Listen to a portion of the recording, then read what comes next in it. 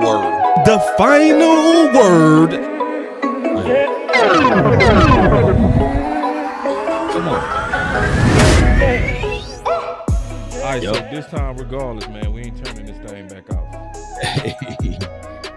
One way or another, man. That's my mantra, though. The final word. All right, now it's saying I'm live, man. That's now you're live. See? All right, cool. Hey, cool. Y'all say y'all want to become streamers. You make sure you ready for imperfection. Yeah. It's not NBC, CBS, Fox, ESPN. This is out of our own home studios. Yeah. The final word. So man, it's all right. We back live, y'all. Am I live on my channel? Everything cool? Law, you checking me out? You watching my back? Check you out in about a few seconds here. Boom. Yeah, Law, check me out. I should be We in the mix, man. All right, because it said that's what we do, man. That's what we do. We build planes while it's in the air. Yeah, build it as we fly. You know what I'm saying? Yes, indeed. Ain't easy. Ain't for the faint or hard either, Nah, this stuff ain't easy, bro. I think that's what Parsons finding out too. Yeah, and we definitely got to talk about that, him and Debo. So that's already looking real ugly. I don't like it. It's what it is. So we got a lot to we got a lot to talk about. We got to recap that game. We got to talk about, man. It's a lot. Ooh, man, so y'all chill out today. It's gonna be a good one. Yeah, everything. I'm seeing you live, man. You live over there. Yeah, I'm live, man. What's up, everybody? I see y'all in the building.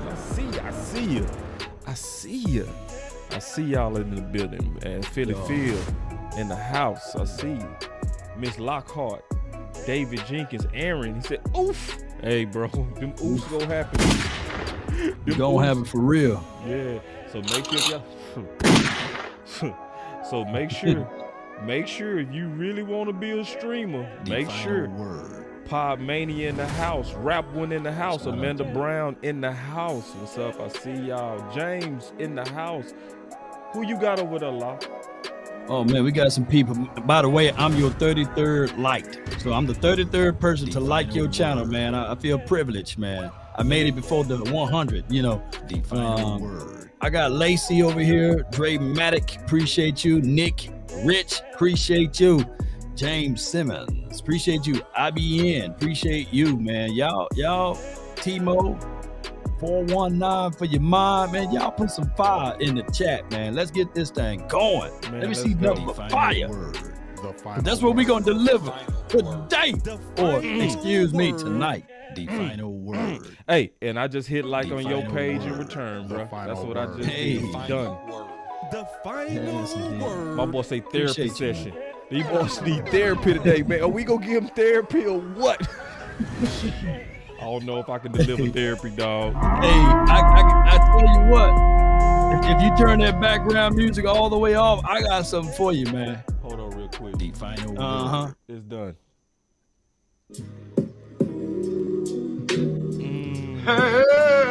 Hey. Those, we ain't going nowhere. Ain't nobody calling me, texting me, paging me, asking me. I love it. Are you still them boys, boss? Hey, man, listen. Hey. Yoga, fire. Yoga, we ain't going nowhere right now. Flame. Yeah. Are y'all still them boys? If y'all still them fire. boys, put Yoga, still them boys in the chat. Cars. I need to see still them boys in the chat. Them boys. Are you still them boys? Hey, and then Law, do you still have your chest out about it? That's my question too. Come on. I need to see still them boys in the chat. Yeah. Still them boys. Come on. 10 toes down. 10. There you go, big down. I see you over there on boss side. Tyreek, I see you, fam. We ain't folding up like a wallet. Nah, ain't no such thing. Ain't no folding nothing. We ain't folded nowhere, man. And if y'all want to rip off the silver and blue and put the gold and red on, y'all can do that. But we still them boys. We still the boys. Man, we are definitely. I'm still them boys. Ain't switching up nowhere. Come on. Ain't Come on switching with up. it. We still the boys, man. Let's I go. love it, Law. Good one. Yeah. Let's go. That's the Let's plane go. tools right there. Yeah. The windows and everything to the wall. Still them boys. Yeah. Kind of check or something. I've been really in the field, let up, yeah. Shout out to the Texas Rangers too. Let's see y'all. I've been really in the field, let her rush, I love the feel. Lately, I just wanna run it up. Don't need no deals, I make the deal. Have a ticket to a meal. Lately, I just wanna run it up. Let's go. Yeah. Kinda check or something. Lately, I just wanna run it up. Count that too, count it up, count it up. Lately I just wanna run it up. Need them ones, I need them fives, need them tens, I need that change. To the safe, got blues inside. Greens and pinks, it's all the same. I still save and roll my change. Take some losses when I play, charge it to the game. I'm with L, yeah, I'm with T-Black, I'm with Reverend now.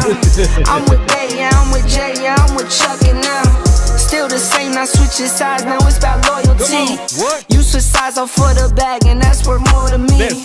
I mix Nike with designer, I experiment. You just rock what's on the shelf, and I'm not feeling it. Search for the one, but baby girl, it's nothing real as this. Can't trust a soul, I keep a hammer, call it too legit. I've been really in the field, love the rush, I love the feel. Lately, I just wanna run it up. Go. All right, so we got to start off with the drama, and we coming out hard. Y'all know how we do, man. We coming out hard like MJG. Let's go. My guy, but I'm gonna say this: laugh now, cry later. You got something for that. Just trust. If we see them again, just trust. And we're gonna put it just like that. I ain't gonna put too much on it. You gonna make it personal? We can make it personal. I think How personal is it? It was already personal before the game started. Now 42-10. I don't think you want to see us again. It might be a little bit worse. Debo. I don't know what we trust. Micah, Debo. I don't know what to say. I'm getting uncomfortable. I don't know what we trust. We trust, laugh now, cry later. I mean, I don't think you want to see us again.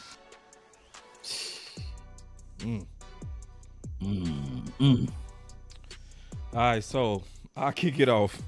So first of all, they got my boy Micah Parsons. They got him. They got him.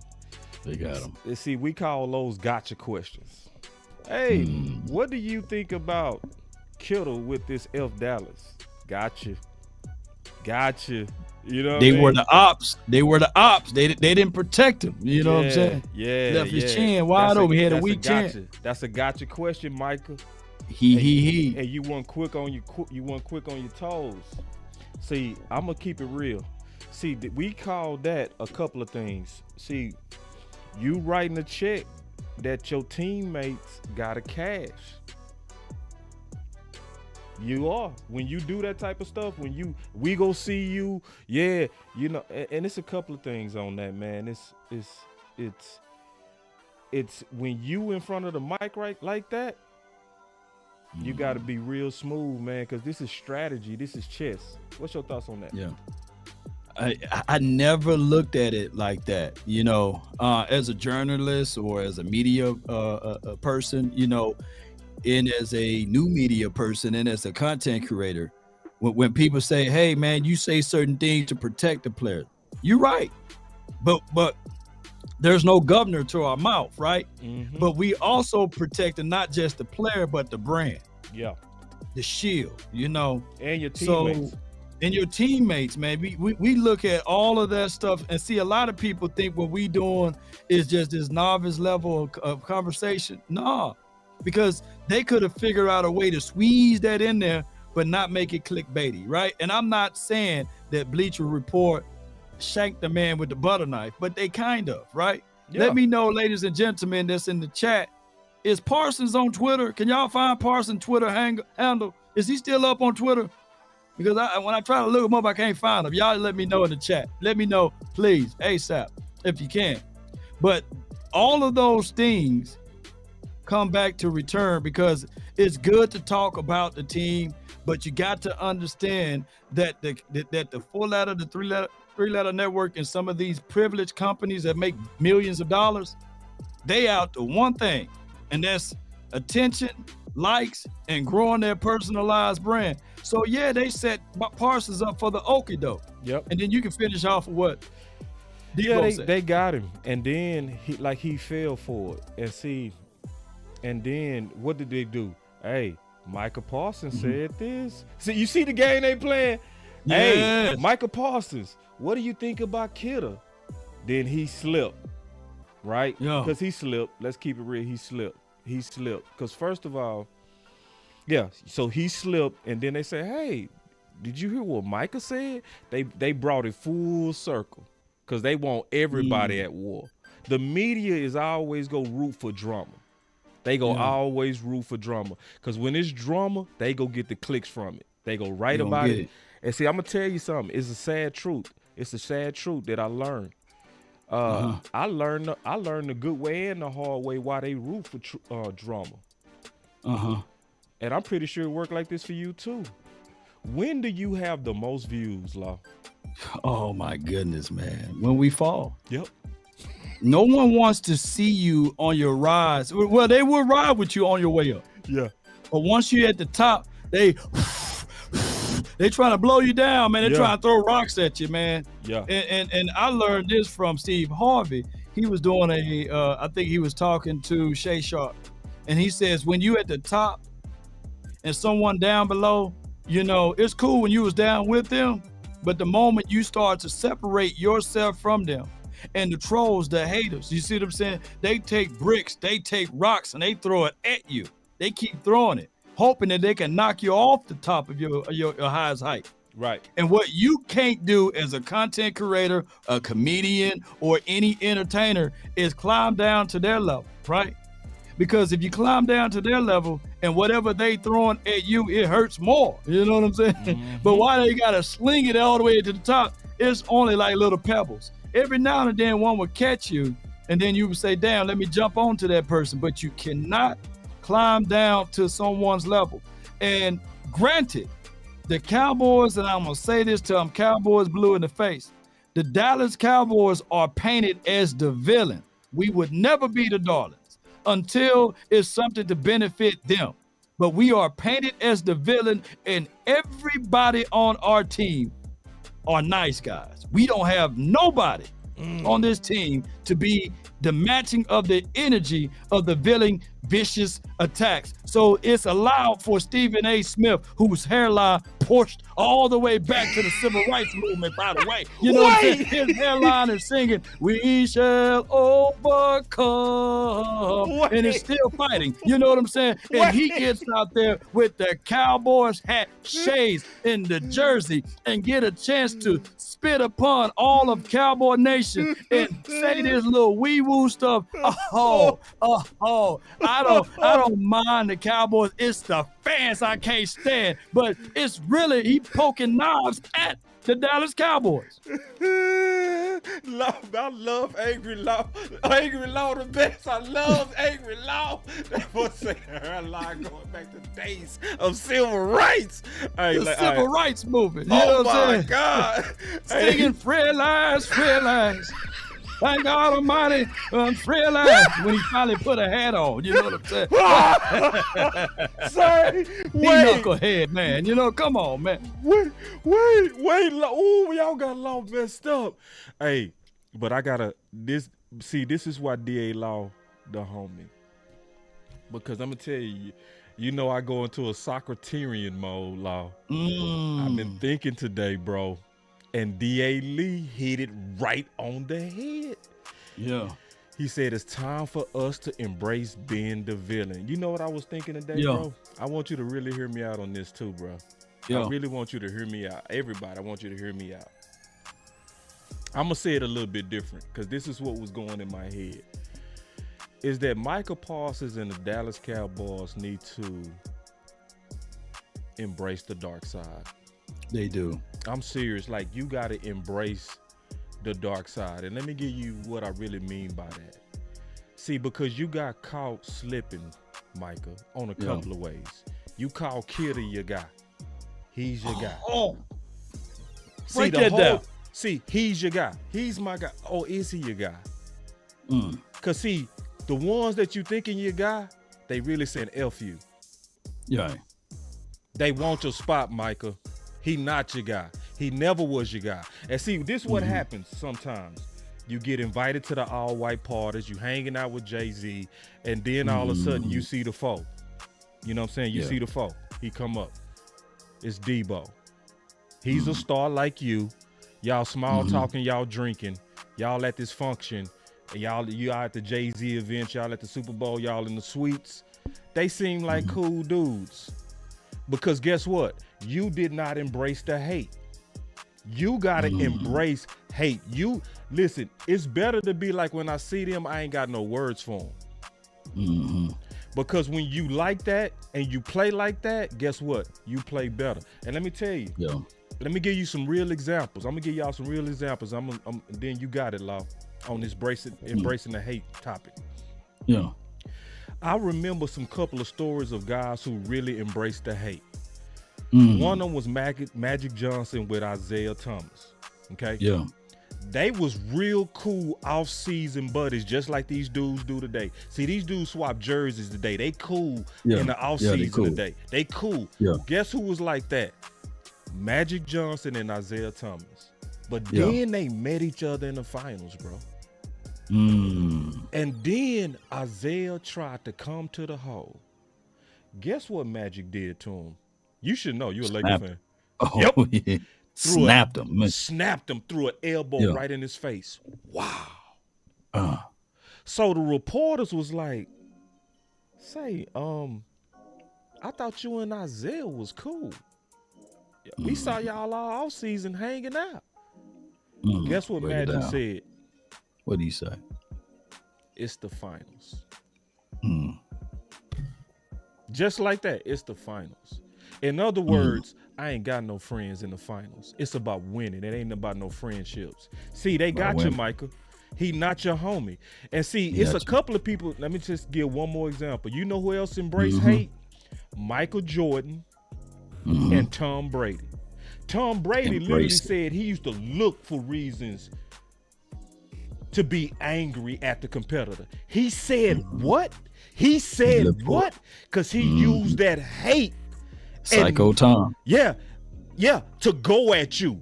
He went at you. See, you out there, Michael, like, oh, that's my guy. See, that's why they played the way they did, bro. It's because they out there thinking they friends. What's your thoughts on that? Man, you hit it right on the head. That Black Mamba mentality, man. You know, Kobe himself, you know, he didn't let his own daughter beat him and pick up basketball. Ooh. And that's ruthless right there. You know, he didn't let her beat him at all. You know what I'm saying? So it's one of those things where you got to embody that, because we are going to be painted as we're going to be painted as the villain regardless. You know, everybody, the Eagles considered the media darlings. Giants, darlings. Oh, the Giants. Oh, my goodness. The Steelers. The steel curtains, they the darlings, you know. The 49ers, oh, look at them, you know, Mr. Irrelevant. Oh, look at CMC, the darlings, right? Every team in the National Football League will be considered the darlings, but the Cowboys will always be considered the villain. And if you really look back and you listen to Bang, even on the Return of Batman, whatever which one it was, y'all can correct me. He was for the people, you know what I'm saying? He tried to give it back to the people, you know?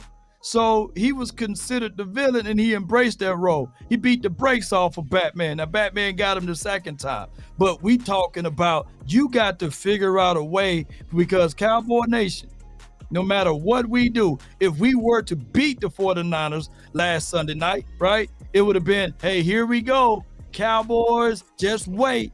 They're going to eventually break down the line. Yeah, they might have won this game, but now they done won their Super Bowl. You know what I'm saying? It would have been more hate. It would have been, hey, can you win in the playoff when it really counts? You beat them now. And I said, if we lose, here it comes. The sky is falling, you know. The sky's falling. Fire the coach. Dak suck.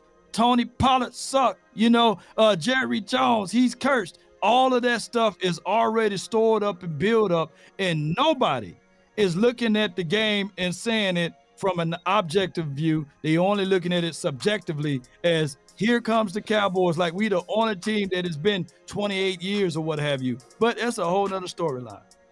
And I want to say one more thing about this dark side. The dark side, yeah.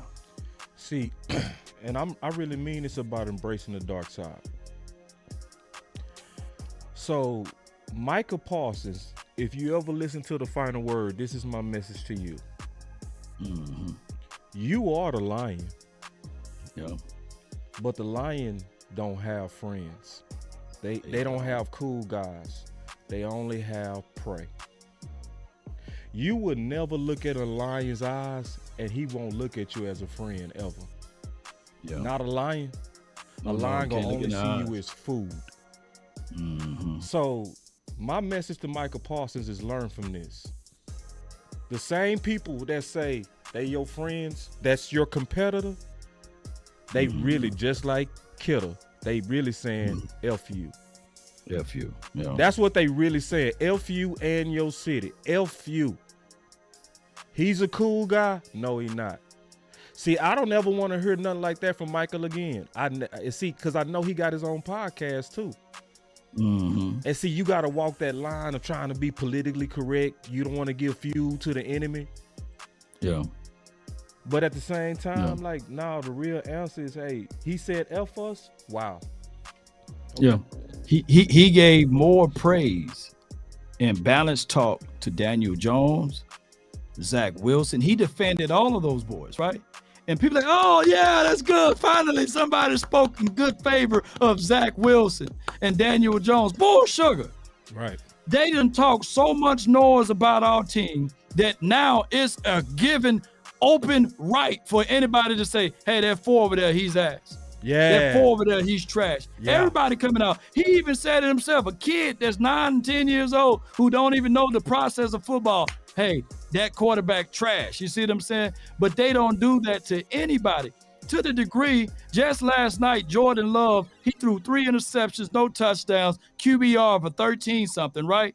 He was a first-round draft pick. He got a chance to sit on the bench to grow and develop. But now Jordan Love can sit back and say, hey, shout out to the Cowboys because the attention is not on me. Right. The attention is not on me. It's about the Cowboys. I can have piss poor performance and nobody bring this up, right? Hey, the doggone front runner for MVP, Josh Allen. Did he win this weekend? No. He lost to the Jags. Is that going to be brought up in the media? No. No. It's going to be considered, hey, he fought good. They lost. Move on.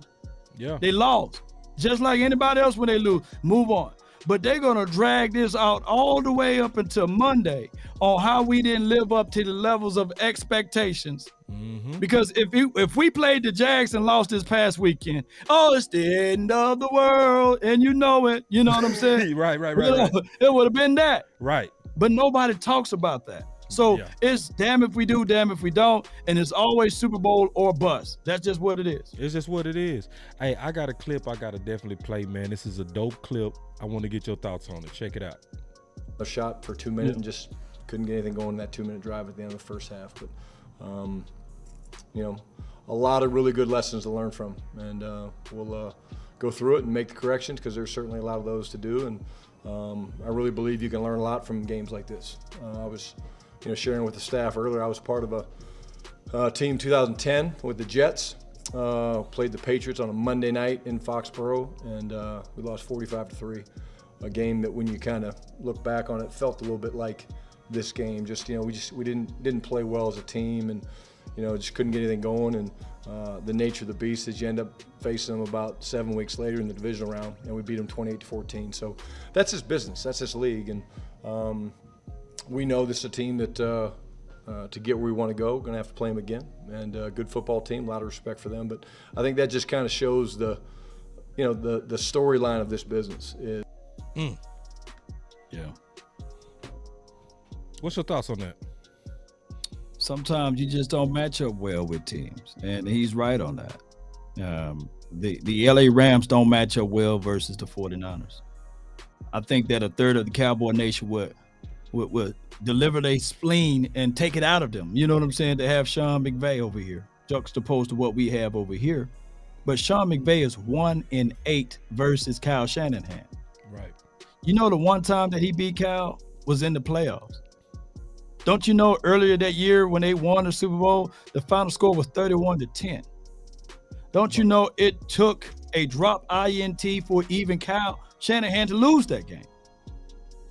So sometimes your matchup and your personnel and the way they play each other just don't dwell together, right? Yeah. Look, what probably saved us in 95, I had my guy to reach out and call in to talk about this. Charles in Charge, he called my show and he was like, hey, Law, did you consider this right here in 1995? We were looking for revenge versus the 49ers.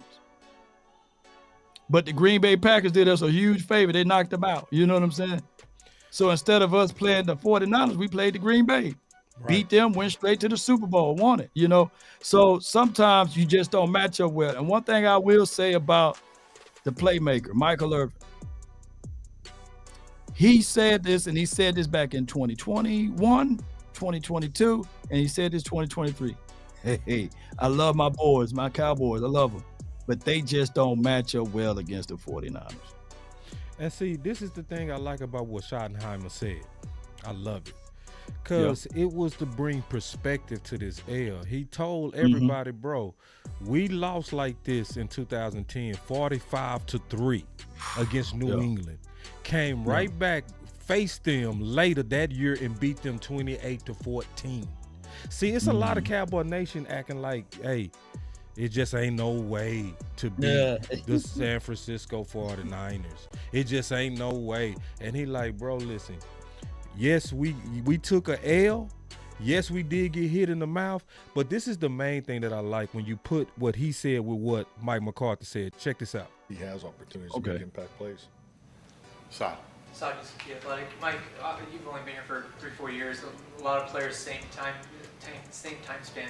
When you look at kind of the pressure that comes with this organization that predates your time here and stuff, how do you make sure that a disappointment like yesterday doesn't weigh down people, players, coaches, by expectations that, are almost 3 decades long at this point?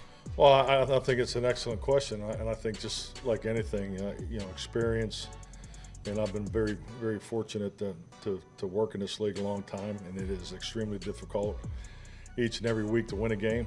We all understand that, but you learn through probably more the lows than the highs. Experience. And I've been very, very fortunate to work in this league a long time, and it is extremely difficult each and every week to win a game. We all understand that, but you learn through probably more the lows than the highs of decades long at this point. Working this league a long time, and it is extremely difficult each and every week to win a game. We all understand that, but you learn through probably more the lows than the highs to make sure that you are consistent. I think it's important as a leader to be extremely consistent in your approach, in your language, your messaging, and everything that you do. So, but yeah, I like to think I'm a lot more conscientious on where the staff is amongst the players, because I think we do an excellent job of making sure the players are, the rest and recovery, and make sure. Love it. Hey, real quick, hold on before we address that, because I definitely want to address that and put this in context. My boy Drew, I see you, big dog. He said, "Oh, our team just got our heads kicked in, and our super defense gave up 42, but we're okay." So first, I see an Eagles green on, but you're talking about San Fran. Listen, San Fran people, I appreciate you coming over to the channel, but can y'all please stop jersey swapping? You are not San Fran. You don't belong in this conversation, like for real. Like you don't. See, because what y'all like to do is you Philly fans, now all of a sudden y'all trying to ride on what San Fran do. What did you do? Yeah. What did y'all do? Take other people's credit, what did y'all do against us? Because see, if I look at what we do to y'all, you need to know your place, homie. You need to know your place, little dog. You understand? See, because what San Fran did to us, we do to y'all. Dak is 8-3 versus y'all. All right? The Cowboys been running y'all and owning y'all. Y'all are 1-3 in the Super Bowl. Y'all are choke artists, and y'all are the drag on the division with your one-ass Super Bowl. Can you get your Super Bowls up before you try to get in this grown man conversation, please? Yeah. Like real talk. Kids tape. You know like real talk. Like you swap jerseys to jump on San Francisco meat to take credit to what they won't. You do that to us. When you do that to us, you can get in this grown man conversation. Hey man, you decapitated that brother right there. But all that gray and stuff on his beard. Yeah. You know, you his father at this point. And he got all of that gray and stuff on his beard, and you just fathered him. It's crazy, man. We live in an era now that it is true. Like I said, you won't find us there where they at, and it's one of those things that we get the best from everyone, right? Like I said earlier, we are the villains, right? But people want to check in on us because that's what they want to do. They looking up and they got stomach muscles on their neck because they looking up so much, So shout out to him, man. Keep helping the algorithm out there. Keep the numbers going. But at the end of the day, he's a fan of us. We ain't a fan of him. You know what I'm saying? Keep it going. Keep us going. I appreciate you. Keep it going. Appreciate you, man. Keep the algorithm jumping. You know what I'm saying? Yeah. I'm talking with your 1-3 self. You know what I'm saying? Jersey swapping ass dudes, man. Stop. All right, real quick. And it's been 7 years though. It's been 7 years since the last time they won something. So see how them years creep up on you? Yeah. Yeah. And we enjoyed the Super Bowl last year, didn't we, boss? Yeah. Oh, we enjoyed it. Oh, we enjoyed watching y'all. We enjoyed that Super Bowl, boy. Yeah, because see, they brag on playoff appearances and shit like that. We don't do that. It's only one standard at the Dallas Cowboys. It will always be only one standard: winning the Super Bowl, not making it, not how many times you appeared. See, that's y'all standard. That's not our standard. That's that little standard. That's that trying to keep up with us standard. The real standard is actually winning that thing. So y'all just ain't us and won't be us. Now, getting back to football, I had to handle that little dude real quick. Yeah, with his 1-3 self. Well, go ahead. All right, let's get back to football, man. Law, you've been cooking on Twitter, bro. Let's talk some football real quick. Man, 24,000 views. Okay, go ahead, Law. This on you, dog. Talk. Man, basically, y'all can hear me out, man. I said in the absence of LVE, consider moving Micah Parsons at Mike, slide Sam Williams down as a starting person, rotate Dorrance Armstrong and Fowler, depending on the levels of skill set that you play up against that week, and put Wanye over Dono until Dono becomes a 100% healthy. Reach out to the Denver, pick up the phone, Jerry, and offer them a first and a third for Patrick Surtain. And this move will enable you to put Dayron Bland down inside, and that will speed up the interior a little bit far as the slot procedures, right? And then keep an eye out for linebackers through this trade process because we are razor blade thin. Now, before people give me pushback on Micah Parsons playing at Mike, right? We just faced a team. They got Fred Warner out there, right? Micah Parsons will be a more athletic speed guy than a Fred Warner. He'd be a more athletic Fred Warner at Mike, and then you can still, for those who say, hey, we need Mike to rush, Micah Parsons can rush through the A or the B gap. You know what I'm saying? He can still rush along this side, and then rotate in big dime Clark in the middle of the field. So there are things or ways that you can get things going in this particular perspective. What's your thoughts on that, bro? You know me, bro. When you leave Measure Kool-Aid like that, bro, the only thing I can do is let me see. Let me get you. Michael Galpin, Dallas Cowboys News. With Micah's ability to have more off-ball reps with the late situation. Yeah, potentially. Yeah. What does he bring in that respect? Because obviously we've seen him a lot in his past couple of years as more of an edge end type guy, but from that standpoint, what's that profile of offer? Yeah, I would say, like for a team like yesterday, there might have been toss play out there. I think it was to the defensive left. And you see some of his speed go, basically matching the speed of the running back, to the edge. So that's one of the things that you feel from him. He's got ability, in coverage to really break in some zones because of the quickness that he can go from, 0 to 60 really fast. And then from off the ball as a blitzer, are you going to count him as a linebacker or count him as a D lineman? And, where do you match up on that? So those are some of the advantages that you get.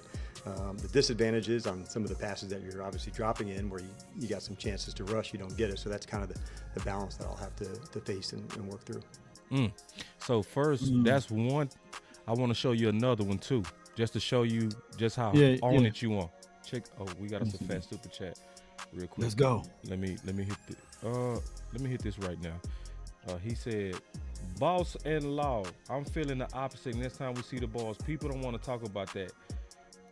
Get off my quarterback. He ain't going nowhere." Oh man, very good super chat. We gonna come back to that one too, big dog. Yeah, that's a very good. Man. That's elaborate on that. We gonna elaborate on this, but I want to show you one more thing, and then talk X's and O's with you, Law. Here we go. Back to our style and the way that we do it, but it's hard when all the attention goes to one space. You have to be really ready to attack in another way. Patrick Walker, DallasCowboys.com. Kind of circling back to LVE. In the event he does miss time, I mean, this is a run defense that is mostly upgraded, but 2 of the last 3 games kind of taking a step back, but LVE has consistently been one of the key guys in helping to stop the run. No doubt. How would you supplement his loss in that aspect? Yeah, it's like I said, it's a challenge. And, certainly Damone, stepping up and having a big piece of that to go. And we'll have others that will have to do that, including Micah, to be into that space. But, Law, you own it. Man, I didn't even hear that until now. And one thing I'm gonna say, I saw someone said, "Hey, I'm hating on Bland." No. Bland's playing well on the outside. Oh, I just think that this would be a two thing. This would be a twofold. You know how to say twofolds, bro? Because not only, hear me out, y'all. Just hear me out how sweet this is. And I know people don't like the Kool-Aid, but this will be some good Kool-Aid. Y'all will drink this. This will get us back to playing man-to-man defense. On top of that, this will be a future situation, meaning that in the future, when Trayvon Diggs get back, I want y'all to caution because it's going to be some time for Trayvon Diggs to get his feet and his foot speed back together, right? It's going to take some time. So don't rush him. This will alleviate that. But then ultimately, we know Stephon Gilmore is not here for a long stay. He's only here for one of those extended stays, only for the weekend, right? So for next year, you will have ultimately Trayvon Diggs on one side. Oh, my guy, Pat Surtain on the other side. And then you will have Bland inside. That's your future right there. You wouldn't even have to look for no more DBs, right? And on top of that, this would fit right in for what we're trying to do right now. It'll get us back to what we're trying to do right now, boss. But go ahead. What's your thoughts on this, man? I love the fact that you're being creative, bro. That's the first thing to see. This is the main thing I love about this type of stuff. Law is putting ideas out there. See, this is the difference between Law and some of y'all. We ain't gonna win one with that. And then that's where you stop. Right. What's your solution? What's your solution? Right. See, this right here is throwing a whole bunch of good ideas out there. Somebody said, I don't think the Patrick Surtain is realistic. It don't even matter. It's just put the ideal out there. Just put it out there. He trying to get a conversation started. Maybe it don't end up being Surtain. Maybe it's another corner. Yeah. Because for instance, we never knew that it was going to end up being Cook. He was an option that ended up coming to pass because the conversation was started. So it's not about if it's realistic or not. It's the fact that he's being creative to solve problems. We got a problem. We got a major problem that we caused. We are thin at linebacker because we didn't sign Cox. We cut Harper. It looked like, and I'm keeping it real, it was politics to protect LVE. I'm just keeping it real. Yeah, true. But I think this could work out for us, Law, because Micah Parsons now is a chess piece that is forced into a one-dimensional position, but that can give us excellent benefits in terms of impact. You get somebody that's super fast to the ball. Like Dan Quinn said, he go keep up with every running back sideline to sideline. Every one of them. And so now you don't even have LVE taking up snaps for other defensive ends. Now they go get all their snaps and they go be able to pull their hair back. There's a chance that this LVE crisis could become our blessing. Yeah, it could become our blessing because now you go unleash Micah Parsons potentially into a position of where he can actually do just as much damage and call us to be a real complete defense. A real complete defense. What's your thoughts on that? I mean, and I know sometimes, people will say, hey, that's what the ops just did. They got a Fred Warner who is the quarterback of the defense. The flow of traffic is there. Them boys run at ease and they attack like crazed dogs. Now, granted, I'm not trying, and I see my brother in the chat, I'm not trying to say that Parsons is just athletic more than Fred Warner, but damn it, he is. You see what I'm saying? And he's more athletic than Fred Warner, and all Parsons was missing, because we just jumped into this edge situation so quickly in his second year. But if you just pour upon him 2 to 3 years in a row as a Mike linebacker, he would have been setting off all types of records. Now, granted, the most highest paid and the sexiest position is the defensive edge, because they are the highest paid people. They get all of the attention for MVP of the defense and defensive player of the year. And I get all of that. Parsons is probably looking at this thing saying, hey, I want to be known as a household name. And at the time we needed help. But what would be the point? What round was Sam Williams drafted in? Can somebody help me out? Check it. Is that a high draft capital? Yep. It's high.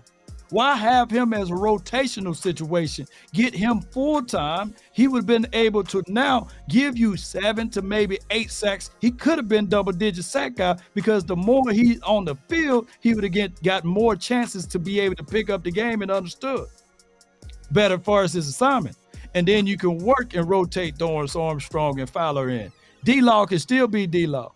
But by Parsons, I'm not saying he's taking up space, but we will spread that out because there's such of a lack of LBs on our team. And it's only slowing us down. We can all say that right now, when you look at the numbers and you look at everything across the board, you would say, yeah, LVE played pretty well. But that was the problem. You know what I'm saying? he played well at that spot, meaning that the runners was getting upfield. There was no tackle for loss, right? There was no squeezing through the gap. There was no making them pay. Parsons would be able to do all of that, hook to flat. He would erase all of those short to intermediate throws. He would cover the middle of the field a whole lot better, and he would probably have him 1 or 2 interceptions by now. Yeah. I mean, come on, man. Yes, indeed. Put him at linebacker does open him up for potential interceptions. That's another thing. And is his natural position too, from a body frame and a body makeup, right? He would have been getting us like Ray Lewis type of numbers, or like my brother said, Fred Warner type of. Ray is 6'4", 240. What's Parsons' size? Can y'all put that down in the chat? Love it. I love what you're saying, Law. It's some good stuff. And see, this is the deal, man. And then we got Coach Fowl in the building. What's up, Coach? Salute, Coach. Coach said, Law, I like what you put out. My only thing is Sam, watch the film, is not ready. He still makes too many mistakes in the run game. I definitely agree with that. Hold on, let me go back to his comment. He said, DA or Dante should start and rotate with each other and then add Sam. I agree.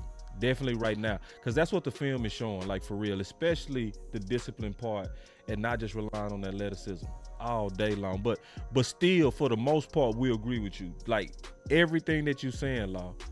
Now he can't get better on the sideline though. You know what I'm saying? It takes muscle memory. That's why I'm still hot and ticked off even with Mozzie. He may not be ready, but shoot, you got to get that big butt in there. You know what I'm saying? You got to get him in there. You know what I'm saying? That's just what it is. And he's going to have to, if it's trial by fire, they're just going to have to be trial by fire. But go ahead.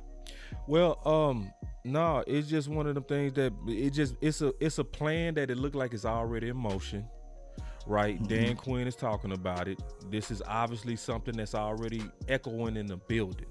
So and so, like, I'm just being already honest, man. It was already a solution for LVE in the first place. It was already a solution. See, that's why them acting like he just had to be on the field because they say he lined people up. No. You like we've all you stupid. We've already had safeties that do that. Like we already got that. Like we already got that. That's just what. Let me show y'all in case y'all think I'm playing. You got time left for me to pull this up?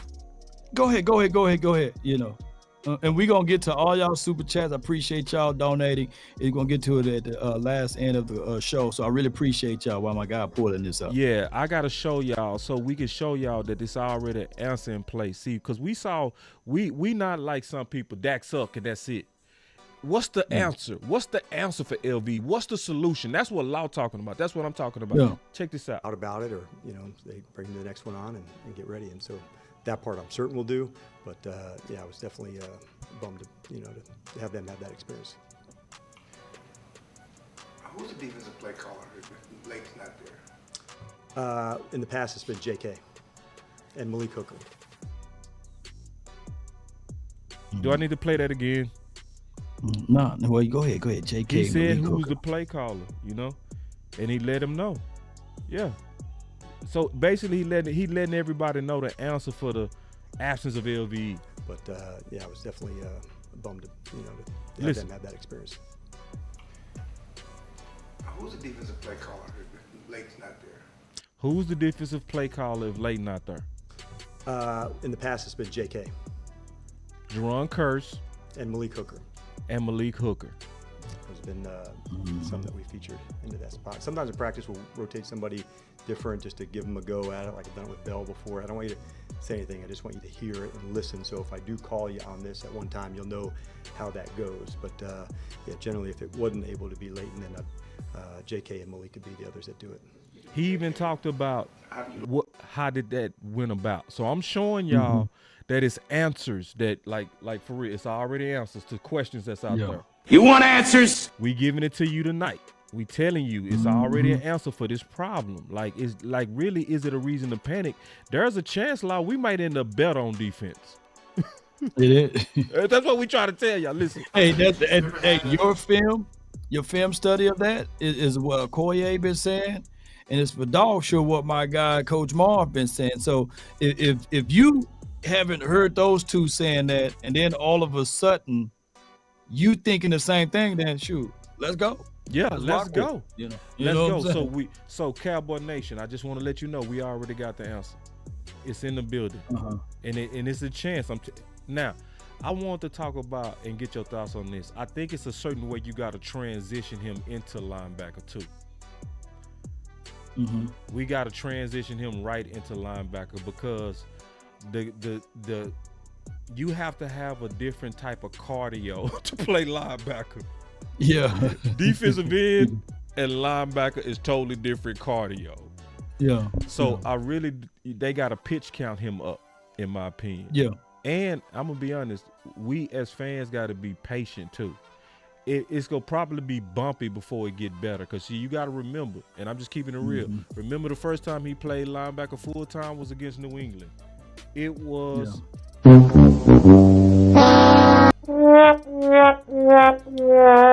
But then the following game, and he was critical of himself. I don't know if y'all remember that he was a rookie. But then they put him in Minnesota, and he was let me see if I got the button. Dracarys.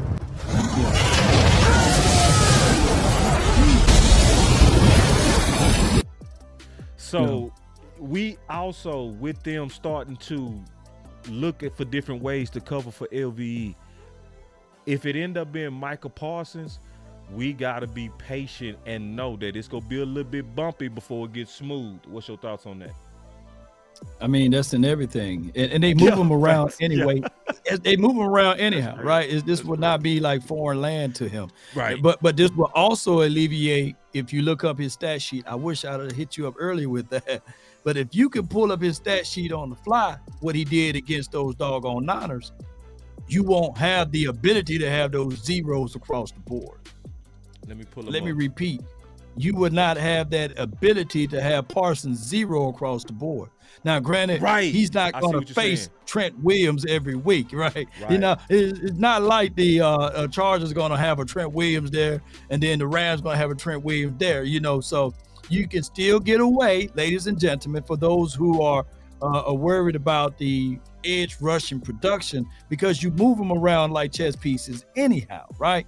So this will give you a hook to flat. This will give you an immediate shutdown and stop of the run, because he can pursue like no other. There's not that many. Look, 4, 0, 0, 0. You know what I'm saying? Tackles for loss, what he had out there. You know what I'm saying? Yeah. Total tackles, 4. And let me say it in a different way, because I see what you're saying. Let me I'm gonna not say it in a dogging him, different but go way. ahead. This is what he's saying. The downside of playing him a lot as a pass rusher, especially when you have somebody like a Trent Williams, it's ways you can neutralize him. It's hard to neutralize a linebacker and a havoc that they, you know what I mean? The only way you can neutralize them is you put them in passing situations where you got them dropping. Right. That's about it. And Dan Quinn talked about that. But in terms of their ability to affect the run game, scrapes, filling gaps, all that kind of stuff, they can cause way more havoc than just putting them at any edge. That's what Law is saying. Am I getting you right? Man, you give me up 1,000% right. And on top of that, you know, the first read from a quarterback is from high to low, right? And then the center or whoever's on the O-line, they help identify the Mike, right? Yeah. And if you thinking that Parsons is the Mike and then he's not on certain plays, don't you know you can kill this? All we need to do, that's why I said on that tweet that keep your options open for a linebacker, right? Yeah. Don't y'all know how dangerous? People just don't know. We got the cheat code. We got what we've been asking for. You know, we just ain't using it. It's literally us getting Ray Lewis and saying, hey, Ray, we want you on the line. You know what I'm saying? We want your business tenacity on the line. You know what I'm saying? That's why I put that at the end. Additionally, keep options open for linebacker trades, as we're currently lacking depth at that spot. Now, could my guy give you some flex at Mike, because that's what we really want Damone Clark to ultimately be? But Damone Clark is going through his sophomore slumps right now, ladies and gentlemen. And we took a safety and converted him to a linebacker, and we took a linebacker and converted him to an edge guy. So you're gonna have some issues when you go up against teams with a little bit more physicality. Let me point out the name. Bell, naturally a safety who's converted to a linebacker. Parsons, naturally a linebacker converted to an edge. So that's why when you play against this bully ball stuff, although the mentality may be there, right? But the impact not going to be there. We took Jaron Curtis, who is the leader of this team on the defensive side. We took a safety and got him down there inside the box. So that's why you see him get flushed out sometimes. I hate to say this, but I'm gonna say this. The ladies would tell you in the chat. They might not say it publicly, but they would let you know to themselves and to their girlfriends. Size matters. That's my dog, Law. That's my... They know it, man. He ain't about to silence the motion in the ocean and then Big Willie come over, you know what I'm saying? Change all of that, you know what I'm saying? So they know it. Y'all know it. Y'all playing around for like football, just been around for 50 years. No, it's been around for over 100 years. That's my dog. They know that. Y'all know that. Come on, look, we grown. Everybody, all the kids at the house, you know what I'm saying? Your kids better be the best. If your kids listening right now, that's your fault. Real. And they shouldn't even know. They shouldn't even be able to break this down like that. You know, come on. They can't decode that unless you too graphic yourself. But anyway, hold on real quick. We gotta do some maintenance. Man, I love Law. Hey, real quick. I got 295 people watching on my channel and only 153 likes. Come on now. Yeah, it did. Look at my guy, Chalk Talk. What'd he say? What Chalk Talk say? You on your side. You on your side. I see. Some laughter.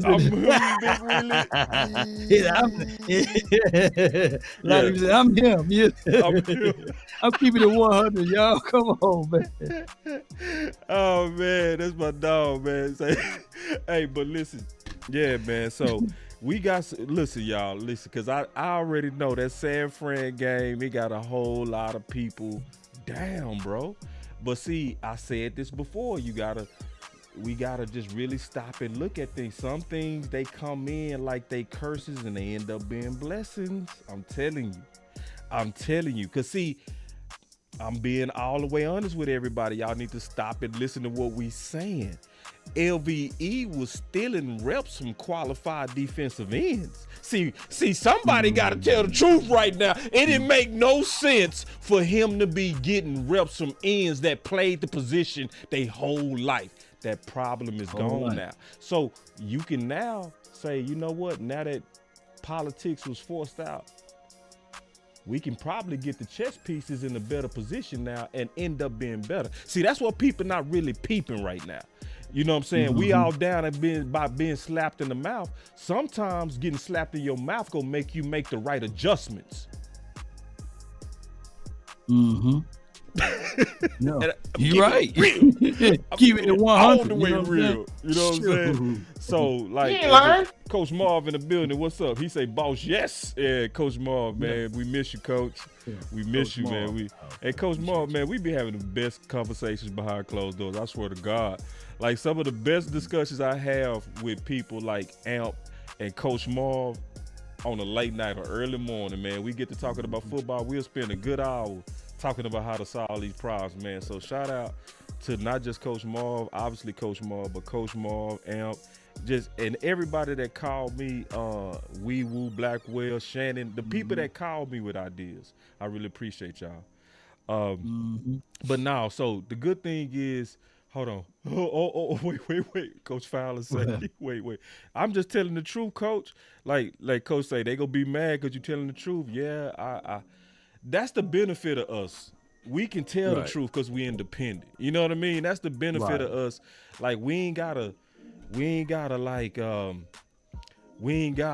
cap to Coach. I ain't got no back doors for you on this show. But when I open up the phones, Coach, and we'll talk. We'll talk some ball. Is it okay? Man, that's what I love, man. When the coaches call in and they tweet their minds, or when they send us messages, man, we listen, man. Yeah, you know? The coaches. We do listen. I'll get you in, Coach. I'll get you in real quick. But because we ain't got right now big game and OC, so we can add just for a second, get you in and get your opinion. Let me go ahead real quick while I get set up. Well, I got Coach. some supers then, while you setting that up, and we go through these supers, man. Appreciate y'all, man. I thank y'all so much, man, for all that y'all do for the nation and beyond. You know, it's always a pleasure, man. Speaking of that, we got Sanjay. He says, big game, James. Defensive edge, outside linebacker, Tyrus Wheat. Defensive edge, Fihoko needs playing time. Sam like Williams that Wheat idea. is still, I like that Wheat idea. Yeah, Tyrus Wheat. I keep forgetting about the young bull. You know what I'm saying? Yeah, I love it. Sam Williams is still all potential and no results. Stop the politicking.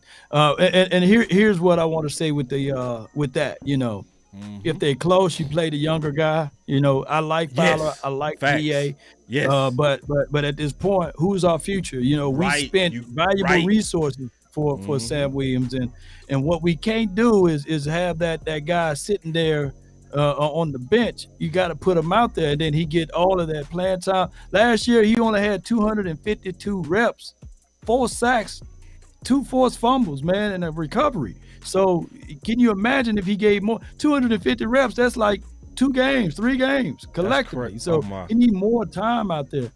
You want me to go to read the other ones? Or I got one. Let's interchange them if you don't mind, real quick. Go ahead. All right, so hold on. Let me.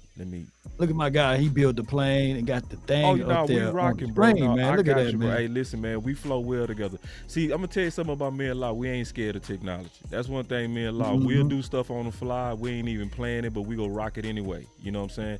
So here we go. Yeah. So we got a $20 super chat over. He said, I can remember watching Philly come in. They bullied my boys with Simmons, Reggie, Jerome Brown in 1991. They pushed the Great Wall of Dallas around. They sacked Troy 11 times, but we were resilient and turned it around. Ooh, I love this super chat because, see, it's too much of Cowboy Nation that quit. And I'm being honest, I see they done quit, Law. You They next. quit, You got the next super chat, big dog. Okay, I got Charlie Matthews Jr. with the $10 super chat, and he says here, someone call Jerry and tell him Law is knocking. Well, let him in. Let Mike Hunt preach, Law. And the whole idea of a lion, right, is what a linebacker do. You know what I'm saying? Right. That's the craziest thing, because when Parsons first got here, he was yelling, LBU, we finna change the game. You know what I'm saying? We finna make LBs great again, basically, like a Trump campaign, basically.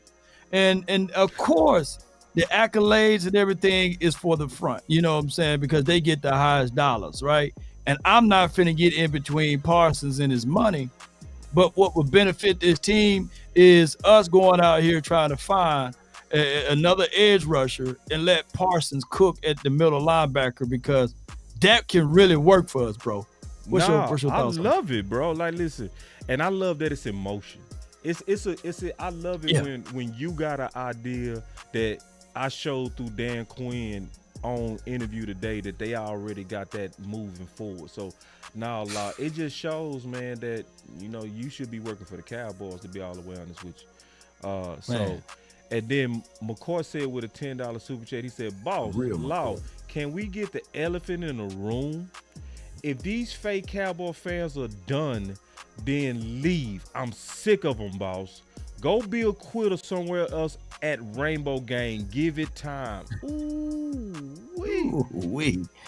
ain't lying, bro. Yeah, God, it do get annoying. Man. Like, listen, I'm cool with the anger, but see, I'm peeping all the stuff that y'all saying. We can't win. Right. We can't be San Fran. Never. Dak ain't gonna never win. What the fuck? Say, wait. That really make me mad. That never word really make me mad. Never? So you just open up your butt cheeks, but you go tell your team not to quit. And you ain't even doing nothing physical. The only thing you supposed to do is give some ways to win it, but to just be like, we ain't go do it. Oh, bro. I just don't know where they fan like that at. Man, a strong man busts down your door, right? You got your kids in the house, right? He's 6'7" or 320 pounds. What you gonna do? Are you gonna say, hey boss, hey man, since he's bigger than me, hey, have my kids, you know what I'm saying? I'm gonna bend over and you can go ahead and take what you need to take from me. You know what I'm saying? That's how, when I hear these feeble fans, you know what I'm saying? I've been fighting. Well, you gonna need to fight every day. You know what I'm saying? Right. Fight every day. I don't care how big he is. Yeah, you gotta fight. Find something, hit him. You know what I'm saying? And that's what Law doing. Law fighting with ideas. I'm fighting with ideas. We fighting against the politics. We fighting, like, cause you ain't gonna go to places and you ain't gonna even really hear people call out the politics. Can we be real? You don't hear people call out the politics. You don't listen. I showed yesterday something I got from you, Law. I showed something that I got from you where you showed the history where Jerry Jones admitted that he still have trouble not taking the advice of Bill Walsh. Don't become friends with players, right? He said, don't become friends with players. Oh my God. Yeah. And see, that's the problem. And then when you run up against San Fran and they focus on playing the best man, and we over here trying to say, hey, y'all, I know we got, Fowler from free agency, and then, but Armstrong, he's one of our draft guys. Yeah. See, when you keep playing them games, bro, it worked when you playing the Giants. But then you got to run up against a team that don't play them games. Like San Fran, they don't play them games, bro. So when you run up against a team like that, where across the board, they got their best man. Oh, it's hard to beat them, bro. It's real hard to beat them. You got some more super chats, I know. Man, I'm gonna power through these then, man. I appreciate y'all support. Andre Robinson says for the $5 super chat, he says here, salute Law Nation and boss. If the Giants were with it, would you give up a draft capital for Kevon Thibodeau? Just curious. Draft capital for Kevon Thibodeau. I think that we are getting just as equal from Sam Williams with less reps. Yeah. And although Thibodeau still may have a higher upside, but it's not that far off, man. Yeah, it's not and that I like far. the way He's we just a build. starter. And I like the way we build too, Law. Just like I like the way we build. Like, to me, we build through the draft, but we go for value free agents and previous great free agents. That way we get them at a discount. So when you look at Cook, he was a previous great, right? We got him at a discount, but he still got tread. Same thing with Gilmore. That's a very good strategy to try to put a lot of talent under the cap. And I like what they doing. I don't want to be giving them first, seconds, and thirds for young players when we go likely draft just as good ourselves. That's just my opinion. Yeah. And then the only reason why I said the Patrick Surtain, I'm thinking of the now, right? I don't think that anybody that you can pick up off the streets. I'm trying to figure out how to remove. I like the Patrick Surtain. That's the exception that I like with your idea, because you also getting a lot of versatility with him. If you getting like, so it's like I'm open for it, but I'm saying I just like the way that we build. But I'm still open for us to be aggressive, especially right now, especially with the way that you said it, because then you'll have the corner of the future. And what Law is talking about is going to teams that's likely getting ready to have a fire sale. So when you have about teams, to too. Yeah, so maybe it's realistic, maybe it's not. But see, it's about starting the conversation, because it's one of the things that we didn't think was realistic at all too. None of us thought Trey Lance was realistic. Nobody thought that, man. So it happened, and it's a hell of an insurance piece. So I mean, right now the dilemma with Dak Prescott is $60 million. Do you take that cap hit for next year? Or do you go ahead by the breaks of midway through this season and say, hey, we finna extend you now so we can have more money on the back end for next year? So that is conundrum. But we'll talk about that. Let me go ahead and read through your super chat. $20 super chat from Leon Norris says, folks forget we only went to one playoff game with Romo. And then they want to say he is the greatest quarterback since Aikman. Come on, the common denominator, let's read a little bit close. The common denominator is the coaches we hire that can't scheme out players for success versus quality other coaches, basically. What's your thoughts on that? I mean, I think we pick and choose when we say that. Because, see, it's the thing about that is these same people that say we can't out-scheme quality coaches. Did y'all see what happened to Tampa last year in the playoffs? Was that a big game? Was that a big game or not? That's all I want to know. It was a big game week one. It was a big game week one, but it became a smaller game in the playoffs. Because in week one, they said we can't beat that team because Tom Brady was the same age, wasn't he? The same year, bro. Same year, you know what I'm saying? But week one, we couldn't beat them, you know what I'm saying? But in the playoffs, that was a team that barely made it, you know what I'm saying? So, hey, it moved the goalpost. So quality teams, bro, no, Dallas beat quality team. Let me ask y'all a question, see, because we forget so fast. When we beat the Rams last year, was that a big game? It was. When we beat the Bengals at that moment, right? When we beat the Bengals last year, was that a big game? I'm just asking a question, bro. Dak didn't do it. It was Cooper Rush for those two games. That's what they say. You know what I'm saying? But now so Dak can't win the big game. I'm addressing the fact that he said when it go against quality coaches, no, them two coaches was in the Super Bowl, and we beat them. Was that a quality? That's what. See, we lost to San Fran. But do that mean we lose our big games? Us beating Philly last year, was that a big game or not? I'm just curious. Was that big? I'm just curious. Like it was a big game. They did all Eagles Nation and they was all in my chat. They were saying how much better they are, and they was gonna beat the brakes off of us. We should have put Cooper Rush in and Dak Prescott. All I seen was 40 on the board. You know what I'm saying? Yeah. So so it's like it's people are prisoners of the moment. That's all I'm saying. They are, man. We just lost to San Fran, so now it's like we go way too far. Like our coaches are trash, like we don't win the big games. No, yes, we do win big games. We just need to do better. But I'm not gonna definitely say that we don't win big games. I know you got more super chats. Yeah. Them Juniors knock out these three. Cuban boy says front office politics continue to hurt us. As Law mentioned months ago, if it wasn't for Kellen Moore, this would be the third year under Mike McCarthy's offensive system. So that's like a twofold situation there. And then Chris 214 says, could Gallup quietly be on the trading blocks? They elevated Tolbert or Gallup contract though, much in the way for this to happen, too much for it to happen. So basically, Gallup is getting paid too much for Jalen Tolbert to be out there on the field. And then Leon Norris with a second super chat of $5 says, y'all are hoping the same coaching regime for the last 3 years will finally make the adjustment, ? That's a lot of hope, laughing out loud. That's all of my super chats, man. I appreciate you. He said, that last one was wild. So y'all hoping that the last coaching staff finally make the adjustment. This same coaching staff 2 years in a row was 2 games from the Super Bowl. You see how people just talk goofy? Yeah. And you left a super chat to say that. Norris. Like you left a super but chat you know, it's crazy though, man. Crazy. It's crazy. Like people say, well, let's stop going to games, and that would give Jerry Jones the middle finger, basically. We haven't lost a game at home since last year, the opener. You know what I'm saying? So it was 2021, the last time, 2022, the last time we lost a game at home. It's the year 2023. So, and then there are people, you know what I'm saying?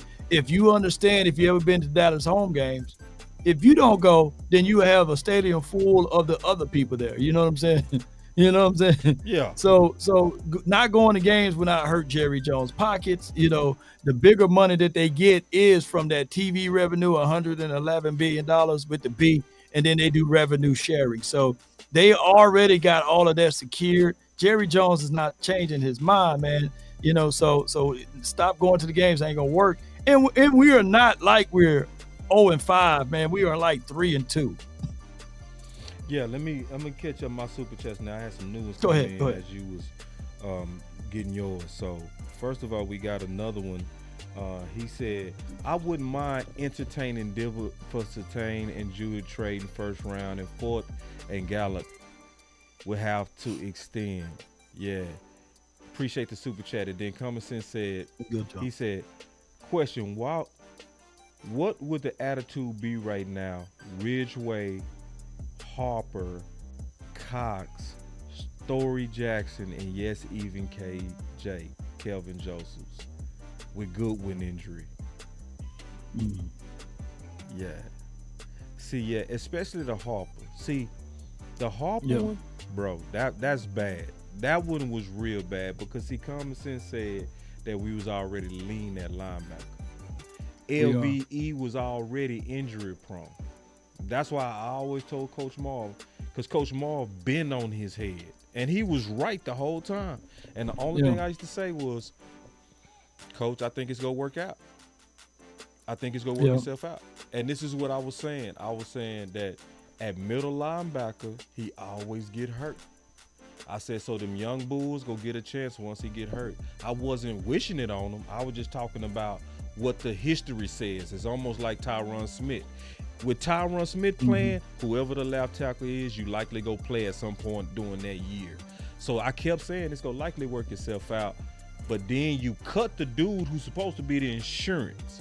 So it's one of those things to where now we playing emergency fix even with Micah Parsons because they mismanaged it. And likely it looks like allegedly that it was politics, because it makes no sense. Because you lose your center. I thought Billy Price was going to be some insurance. He's still on the practice squad. So I guess that wasn't as necessary as Harper. You know what I'm saying? Because Hoffman was the one who went in there, not Billy Price. So it's like, nah, you can't make it make sense to me.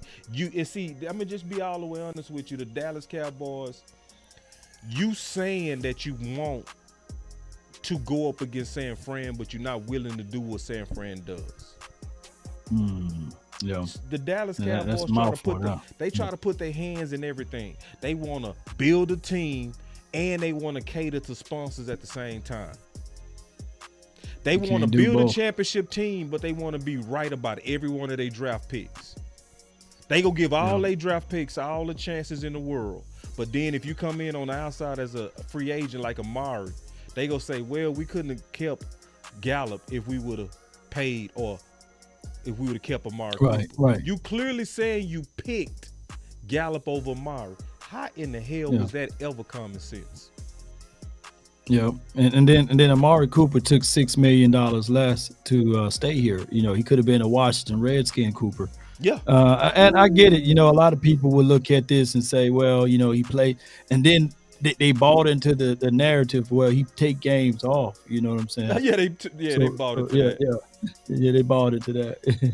Or he's injury prone. You know, he was only hurt for, I believe, a spell in 2019, was it? Yeah. You know, so he was healthy in 2020 and 2021. Yeah, you know, it's crazy. They fed, and you right. And see, what you said is a mouthful there. You gotta be careful that they not feeding you propaganda. Cooper always hurt. He always hurt, but he always playing. He missed practices, boss, but he don't miss games. You know, but y'all bought into that. And then this is how goofy they really tried to, because they played people right in their face. They were saying Cooper always hurt while they was signing Gallup. Yes, indeed, man.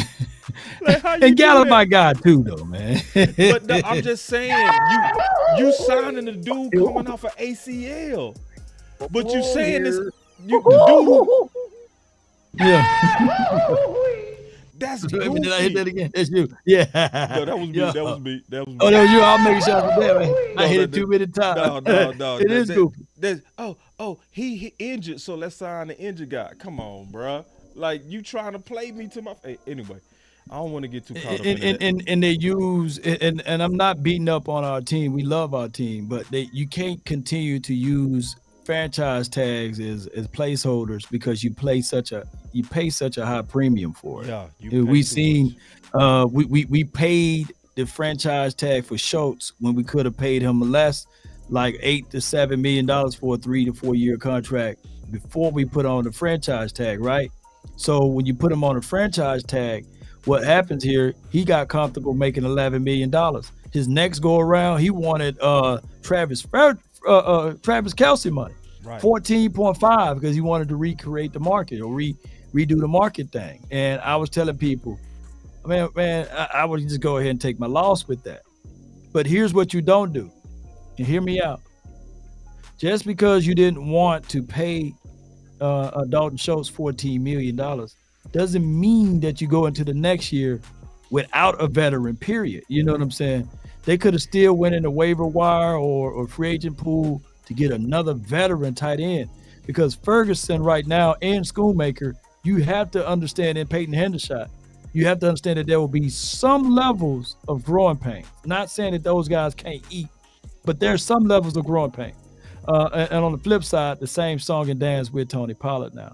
Coming off of an injury, you put him on a franchise tag, and now you're wondering, can he finish the season and can he get the heavy bulk of the carries when he never did it before? And now he's getting $11 million, man.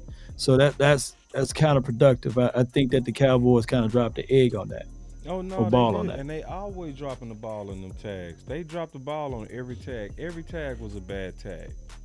The first tag was a bad tag. Then the Dak tag was a bad tag. They spent $31.7 million on the tag on Dak, and they basically paid for 5 games, $31.7 million. No prorations. Straight off the books. Straight out the cap. Straight out, 31.7. We had, people forget we had $90 million on the cap. And 31.7 went straight to Dak for 5 games before he hurt his ankle. The Schultz tag was a horrible tag. This Pollard tag is a terrible tag. Like every tag have been terrible. Terrible. Yep.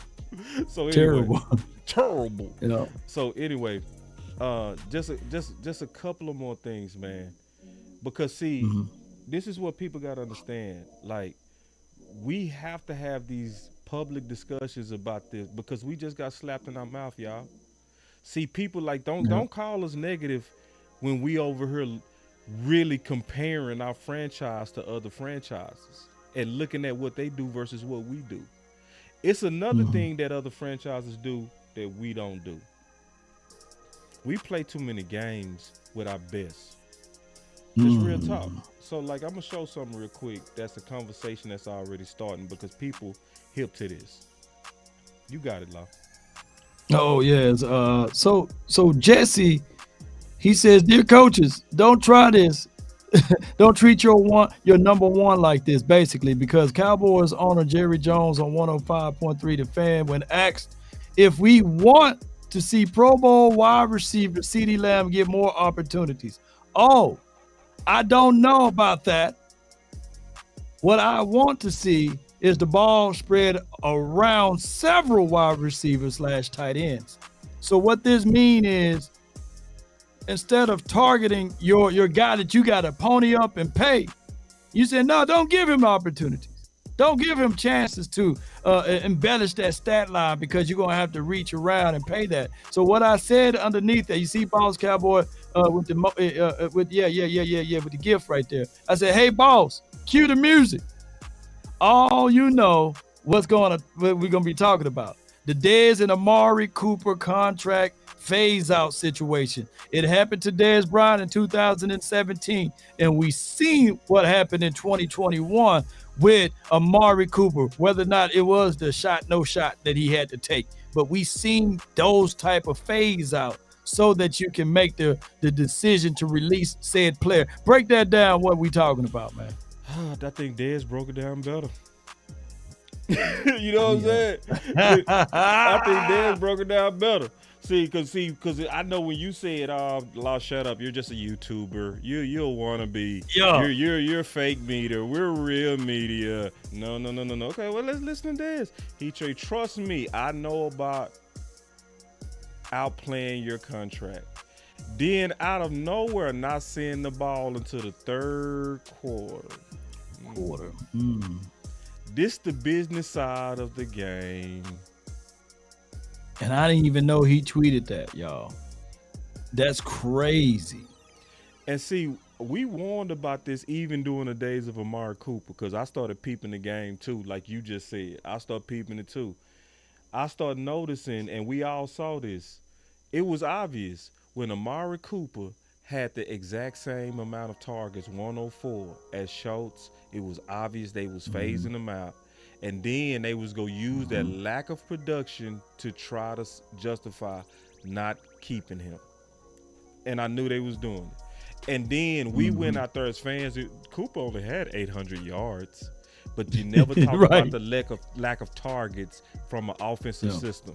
And it was the same type of messages that was coming about Amari that we now starting to see about CeeDee Lamb. We want the ball. We want the ball to go around. So really, we can go from coach to coach to coach to coach, and it looked like it's the same problem. Just keeping it real. It's the same problem from coach to coach to coach to coach. Your number one having way less targets when it's time to get the bag. And see, that's what I'm talking about. And go ahead, Law. Go ahead. No. See what happened when you hear this right here, ladies and gentlemen, everybody that's here. You heard that, right? See, people pay attention to the person who got shot and never the person who pulled the trigger. Jerry pulled the trigger on Dez. He pulled the trigger on Amari Cooper. He just openly, in so many words, pulled the trigger on CeeDee Lamb. He did. He did. He just assassinated that guy who got Ware's number 8. I don't want him to get the ball. Let's spread it around. Let's be liberal. Let's be liberal with this. You get a house. You get a house, man. Hey, you don't pay nothing. You don't pay nothing. Everybody get fine and dandy stat lines for your mind because I don't want to pay him. I'm not sold on him. Now, I do like the marketing that he brings, but he is not. You see, it's crazy because on one end, I believe I heard an episode from you. On one end, they say, hey, we want this boisterous guy. We want a guy like the playmaker. We want somebody to talk, right? And then They said, nah, Dez is being too much of that out-talking, outspoken guy, right? Let's get rid of him. We wanted to be quiet and meek, right? The meek shall inherit the earth and all of this stuff, right? So now you get an Amari Cooper. Oh, he's not talkative enough. He's not demonstrating his personality enough. And then he's probably be in the way. He's sullying and denigrating CeeDee Lamb. And we can't elevate CeeDee Lamb until we get rid of Amari Cooper. Where do they do that at? Man, you get me mad. Because now I'm looking at the 49ers. They got Brandon Ayuk. They got Debo. They ain't going back and forth saying, hey, man, we got to pay Brandon Ayuk, and he's getting all of these crazy good numbers. Oh, man, Brandon Ayuk better than Debo. Or Debo better than Brandon Ayuk. No, they use both of them at the same time. And then if Debo can't get it going, they say, hey, let's put him on the end around. Let's put him at fullback, halfback. Let's put him somewhere as a wide back. Let's put him out there on the field because we try to win the game, not the political war. Ooh, and see, boys don't want to tell the truth. It's pretty obvious that allegedly the Dallas Cowboys. Allegedly on all of this. I got to protect myself with allegedly. But this the deal. It's pretty obvious allegedly that the Dallas Cowboys play contract games with their best. It's pretty obvious. Like, yeah, if you just really look closely, it's games that's been played. And this is what I see, Law. I want to get your opinion on this. So we said San Francisco was the measuring stick, and we was gonna take out of that, a measuring stick, and we was gonna figure out who we are. Right. We are showing and we are saying who we are. We play too many games. We do. Yeah. So you can't play these type of games and then expect CeeDee Lamb and Dak and all these dudes to give it all like them boys at San Fran doing. Yeah. You can't do your best like this. You can't. You can't have Amari Cooper balling out and then you give him less targets because you're trying to now lift up a new number one, Amari. Right. I mean CD, and now CD trying to get paid. Now let's under target him because when it's time for them defensive ends to get paid. Well, let's kind of rotate them so that none of them get over 10 sacks. Like you playing with your own production to pay boys less. Where do they do that at? Man, in the land of Cowboys, you know what I'm saying? And it's tiresome because we can see it, man. Wanye balled out all off season, right? Yeah. And not only do they do the inverse of it, right? Whoever get paid, but damn it, you better be out there to field and make me some money. You know what I'm saying? You better send me some jerseys so I can recoup some of this, because the jersey numbers has been sold, the owners profit that 1,000%, right? Or they split it with the players and things like that. So, or all of the Cowboys merchandise, he got his own independent deal, but that's a whole nother storyline. Allegedly, let me put this allegedly out here. Yeah. All what I said today was alleged, by the way, to be protected. And Law Nation Sport is an LLC, so you can't attack me. You attack Law Nation Sports LLC. Allegedly. But I want to say this though, allegedly. You know what I'm saying? It's just what it is, though. It's just what it is. Like you can't show me tape where Wanye shouldn't be out there on the field. You know what I'm saying? You can't, Law. You can't show no tape where Wanye is supposed to be on the field. It's crazy. My gosh, man. But who got paid? And I'm not. And hold on, I got to preface this. I'm not saying because my guy Donovan Wilson, him and his mom are real good friend of mine, right? I'm not saying that Dono is playing horrid, but I don't think, and I know that he's not 100%, right? So you see a little wee-woo in his game, if we can use that word right there. So, all right, so appreciate y'all, man. Thank you. Yeah, I got some more super chats over here, Go ahead. man. They've been coming in. You got some over there? No. Norris. Come on, send some more, Norris. I just play with you. But nah, we got no more. I got some. He say, when Stephen Jones finally runs the team, will the political boundaries amongst the team stop? Will the political boundaries amongst the team stop? Will McClay finally be named GM? It probably gonna get worse. I'm gonna be honest, because I feel like a lot of these contract games is Stephen Jones. I think Stephen Jones has always got a super hard erection about winning these contract battles. See, because I know the history of the Dallas Cowboys. It was only one person that had a problem with the Deion signing. It was only one. Only one. Oh, okay. Yeah. It was only one. It was Stephen Jones. Yeah. Stephen Jones literally was so mad about the contract of Deion that he jacked Jerry up against the wall. Now, Law, did you celebrate when Deion got signed to the Cowboys? I was still true right hand to the man. I was still pissed off, right? From the PI. You know, me and my brother. You know, my brother, he was Niner guy, so he was rubbing it all in my face that year they won that Super Bowl, right? So then I was like, yeah, we got prime time, but it was like, all right, so let me see what he gonna do, and I was all happy for him when I saw him on the field, but originally I was like, damn, here you go, because this was a dude that I grew to hate. Oh, you know because of the PI, Because of the PI, you know what I'm saying? I was still pissed off. Right, so, I'm just being honest, but now he was I'm on glad my you side, being real, though. I'm glad you being real. I'm glad you, and then your reason is righteous. I'm with you, all right? Because you still had anger in your mind. But I still because had of anger, the because of the talent, I celebrated, bro. I went crazy. Yeah. Like, and the world, Cowboy, that we picked up prime time in the 90s. Somebody that played kickoff return, punt return, was the best corner of all time, and could play receiver. Yeah. We got 4 positions in one, and Stephen Jones was mad. Yeah. See, that is an indication of how hard he gets. He get like the super big boner on trying to win that contract. It gets where it's unreasonable. It be stiffer than my hand. That boy would he like just rock hard about trying to win them contracts, bro. Pause. He get Hennessy strong, baby. Man, he get Hennessy strong, like he finna break your back. Yeah, flip over a table if you sit down too long. Listen, he go pole vault. He go pole vault to the. You know what I'm saying, man? He get that hard about trying to win these contracts. So, and it's obvious, bro, because it goes to diabolical, weird stuff, bro.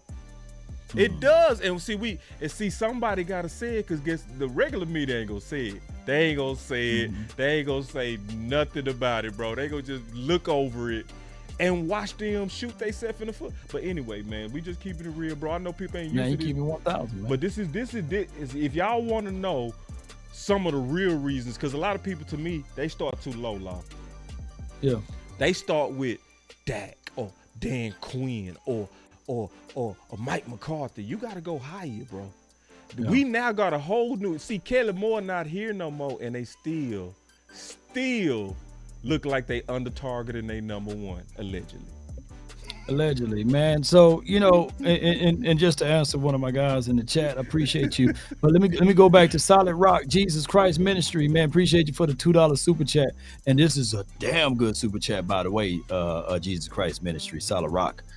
He says 49ers built their team not around their quarterbacks. But let me ask y'all this. Let me tell y'all this. You know who they built their team around? Let me see if somebody can get that answer right. Don't y'all know who they built their team around?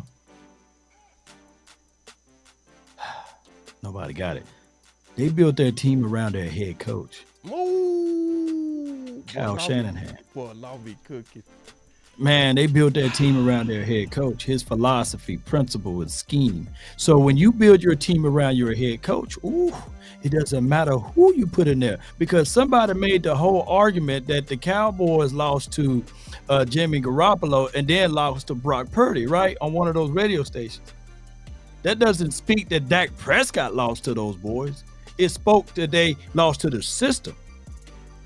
The system is still the same. Regardless of who they put back there. You know what I'm saying? So now that when you seeing that Jimmy Garoppolo went to another team, he ain't looking like the 49ers Garoppolo, right? Because it's a system. The same could be said even with the running game approach. You know, now Christian McCaffrey is a force multiplier.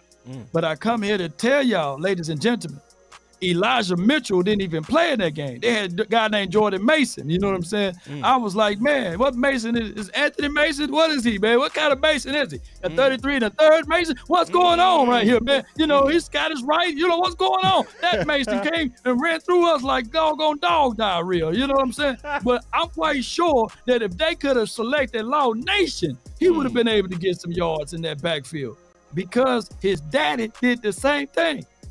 Yeah. When you have a system going, doesn't matter. You know what I'm saying? You'll still be able to get the running production no matter who the running back is. But I think Kyle Shanahan is a little bit better than his father because he know how to finesse the quarterback too. And think about this. John Elway was a brilliant quarterback, but he didn't win until he had yellow teeth. Right. Why? Because they built defense around him and they went and got a running back to solidify that system. And they found that running back off the scrap heaps, man. He wasn't even drafted. So it's the culture that they bring, and they build teams around that. Whereas the Cowboys, we have to, as it relates to, we thought that it was the no identity offense last year and the year before that and the year before that. But no, you have now CeeDee Lamb come out and say that this offense have no identity. Is that the quarterback fault? Or is that from above fault? You know what I'm saying? Because I heard, I'm old school, I'm from Mississippi. Fish rots from the head down. And also, if we get a little deeper with my context right here and contextualize this as above, so below. So we are hearing issues from above. From above. But go ahead. Boy, you cooking, man. Say, man, y'all throw some fire up in there, man. Y'all know law. I appreciate it. Yoga. Claim. 3, 2, 1, drop it. And remember, you're listening to nothing but the best. Drop it hard. Let's go. It's time to All right, man. So, yeah. So, listen, y'all. I mean, and we still can get into them charges. Oh, man, let's get into it. You got time to get into them charges? I got them, but time is on my side. I got Come some on. super chats, man. Let me catch you back up Let's with some go. super chats, man. Y'all been showing love, man. Let me get to these super chats, then we go get into them charges. He said they will move 11 back to middle linebacker to pay him less. Ooh. Perfect timing. Shoot, Stephen Jones having that hard on that you were talking about earlier. Man, that dude. Like it's shaking, pause. You know what I mean? You ever get where it's shaking? It's you know what? Right. So anyway, my boy Chris he say when Stephen Jones finally runs his team with a oh yeah, we already read that one. Let me see, it's another one in here. He say, and that's why CD has an attitude because D4K supposed to be his boy and target him, but it's not happening. Yep. You know, Dak Prescott gonna go in those meetings and what coach say, what the owner say, he gonna say, yeah, you know what I'm saying? We're gonna go and do those things. I don't think that, you know, I don't think that you heard me say this though, but the way I'm seeing Dak Prescott play this game is when have you ever started to learn how to drive a car for the first time? You got your parents in the car. Yeah. That's how, to me, and I could be wrong, boss, but to me, from my observation, he drives this team like he's driving a car with mom and them in the car. You know what I'm saying? Put your seatbelt on. Put 2 hands on the steering wheel now. You know what I'm saying? The school zone says 55, well 25, and you going 30. You know what I'm saying? Hey, slow down. Hey, you know, you didn't use your blinker. You know what I'm saying? It was right on red, but you came to a rolling stop. You know, that's how my guy Dak Prescott is playing. And he sees one target, and he focuses in, and he throws it. He's not playing loosely. He's not playing like Mississippi State Dak. He's not playing like year 1, year 2 Dak. He is playing a little too conservative, in my opinion. He's playing like he got mama and them in the car with him in the front seat. Yeah. What's your thoughts on that? Yeah, hey, you had to take your shades off, man. Wait a minute. No, I mean, I think eventually you can break down the strongest mind if you keep dripping on it. Oh yeah. They play too many games. Just being real, like just look at what we compare in San Fran. We just cause see if you say a measuring stick, we got to compare ourselves. What did San Fran do with Purdy? First of all, he was Mr. Irrelevant, and they had Trey Lance. But at the end of the day, they went with what? The best man. It was no politics. It was no, well, you know, this guy's one of our top draft choices. We can't just send him on. Look how much we gave up for him. See, they don't do like we do over here at Cowboy Nation. See, in Cowboy Nation, we trained. We some trained dogs over here. We some good old dogs. We know oh, boss, shut up, boss. Come on, boss. You can't expect fairness here. You know how we are about our draft choices, boss. Come on now. He's a first rounder. And you start talking just like them. Instead of saying, dog, no, that dude, no, I know he your first rounder, but that dude, that's the undrafted free agent, is playing better than La'el Collins. It was such a war about that because we ain't used to playing the best man. We ain't even used to it here. So when we see it, we don't even see it. You see what I'm saying? You'll see Wanye Thomas, but because he ain't a high draft choice, we don't see him. You see what I'm saying? See, we train dogs over here. The Cowboys and Jerry and them got us trained like straight mutts. Where we literally talk just like them. Trained dogs. Oh, boss, come on. That's one of our draft. Oh, you know how we are about our draft pick, boss. Nah, bro. Like at some point, we got to start doing like the people that whooped our nose. They don't care when you was drafted. You can be the last dude drafted. Literally the last dude to the point they call you irrelevant. But when you went to San Fran, you was very relevant based on how you played, and they took no time rewarding you for it. While we'll be over here looking at Wanye, or we'll be looking at Harper, who ran a 4.4, had a 40-inch vertical, have a lean linebacker room, and a move on from him. Man, you spitting truth, bro. Yeah, but see, somebody gotta say it, and ain't nobody saying it. Ain't nobody saying it like we saying it, bro. Ain't nobody saying it. I got two folds to you right here, and I got inside source on this. Inside, because I got long text messages too. They could confirm what I was saying and what I'm about to say. 49ers this offseason was divided like the Great Divide ice cream. And it's really good ice cream, by the way. If you never had it, it's real good. You know, super good. Oh, man. It's super good. That. Great Divide. Oh man, they was divided. There were some people still team Trey Lance, right? Not giving a fair shake at it, right? There were some people saying that he had the best and the strongest arm out there. And then there were some people saying, hey, Brock Purdy, you know, he had a good run. Some people were saying that, hey, that good run could have just been a placebo, right?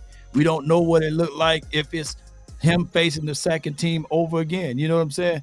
This could be the Cinderella story, right? What did their front office do to avoid all of that? Got rid of it. We had a similar situation.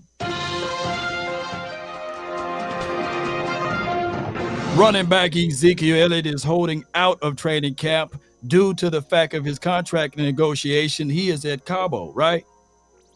And then there's this guy named Tony Pollard that was drafted that was lighting up everything. Fresh leg Tony Pollard, right? At that time, right? The owner says, Zeke who? What did that do? That divided the nation. Tony Pollard, since day one, was looked about as a threat to the running back, right?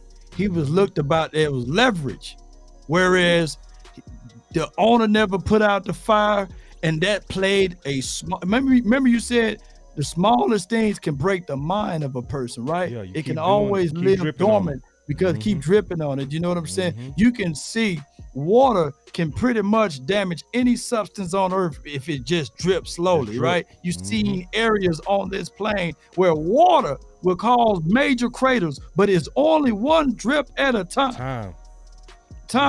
They dripping and for on 6 to 7 years, we saw drips and drips and drips of water that. breaking down this whole They entire tagged thing. that. Tagging Zeke, tagging everything. So playing games with them, talking about them in the public. Yeah, dripping on them. Dripping on them, you know what I'm saying? And guess what, ladies and gentlemen? We the only fan base that do this, right? We are literally the only fan base that will chew up our own and then spit it out because we say it didn't taste good, right? So that's what we do. And with Zeke, it wasn't no shade or hate at him, because he by far he deserved that contract. But he did the Zach Martin before the Zach Martin did the Zach Martin. He skipped everybody, right? And say, hey, pay me. And then the Jones family was like, okay, you want to make this war? I'm gonna pay Jalen Smith. You know what I'm saying? Yep. So he did that in spite of even paying Zeke the first time. And then they paid a whole bunch of other stuff. So the Jones family is master at this, right? So what I'm trying to tell y'all, man, that this team do the same thing, and we expecting different results as it relates to money. Yep. We do this to ourselves, bro. Yeah, we do. And I was thinking today, man, we Frank Sinatra, man. We are Frank Sinatra. It's not about football no more. It's about Frank Sinatra. It's about I did it my way. It's not about doing it. It's about I did it my way. We did it by building through the drought. We did it by playing these contract games. It's not about getting the 3 wings. I think they content. I don't think they hungry no more. I really don't. Cause it's like when you really hungry, you come in like he came in when he first bought the team. He said, winning is the name of the game. We will win and we must win. And he made decisions like we must win. But then after he got a couple of rings, his whole thing changed. He changed what he said. He said, we're going to win positive. Because he was mad at Jimmy. See, when he hired Barry Switzer, he changed it. It went from winning is everything and winning is the only thing. That was Jerry's first message when he bought the team. When he bought the team. But then when he got 2 Super Bowls, he said, we're going to win positive. In other words, winning is not just winning anymore. We want to win the way I want to win. I want to go get this old positive guy, Barry Switzer, because we don't want to win the hard way that Jimmy was, where that team feared him. See, you want to know why we undisciplined? No fear. Break that. No fear. No fear. Man. It's no fear. It's no fear. Yeah. See, like, it's just what it is. Man. So, like, listen. The good news is this. The best news is this. We got Will McClay. That's the only thing that's saving us right now. Is Will McClay. Now. Will McClay keeps stacking us with so much talent that we still have a chance. That's we have a chance. We have a chance. Yeah, we have a chance because see, this what's gonna happen. Now that LVE on our watch what Will McClay do. Watch him go find him a linebacker in the woods. Yep. Watch. I'm telling you, watch. Just like he will. Yeah. Watch him go find a linebacker somewhere, and they gonna be like, God damn, this dude done found another gem again. So it's not over for us, but we gotta be honest on what's the things that's breaking us down. And that's what you're getting today at the final word. We're telling the truth. You're getting that, man. Yeah. You're right, man. And just to say this one more thing, man, on the Niners, no matter what, when you have that system, they had a Matt Breida on that team, you know what I'm saying? Yeah. And they were still running the ball. They got rid of him, right? They had a Raheem Mostert, you know what I'm saying, who's doing good things over there in Miami land. They got rid of him, right? But they know that, hey, sometimes even when you got good things going, you still got to get rid of those guys. And what we do is we hold on. And just like we are razor blade thin, y'all hear me out. I'm not putting this on this team, but we razor blade thin at linebacker. There's also another back that we razor blade thin at, and that's running back. Yeah.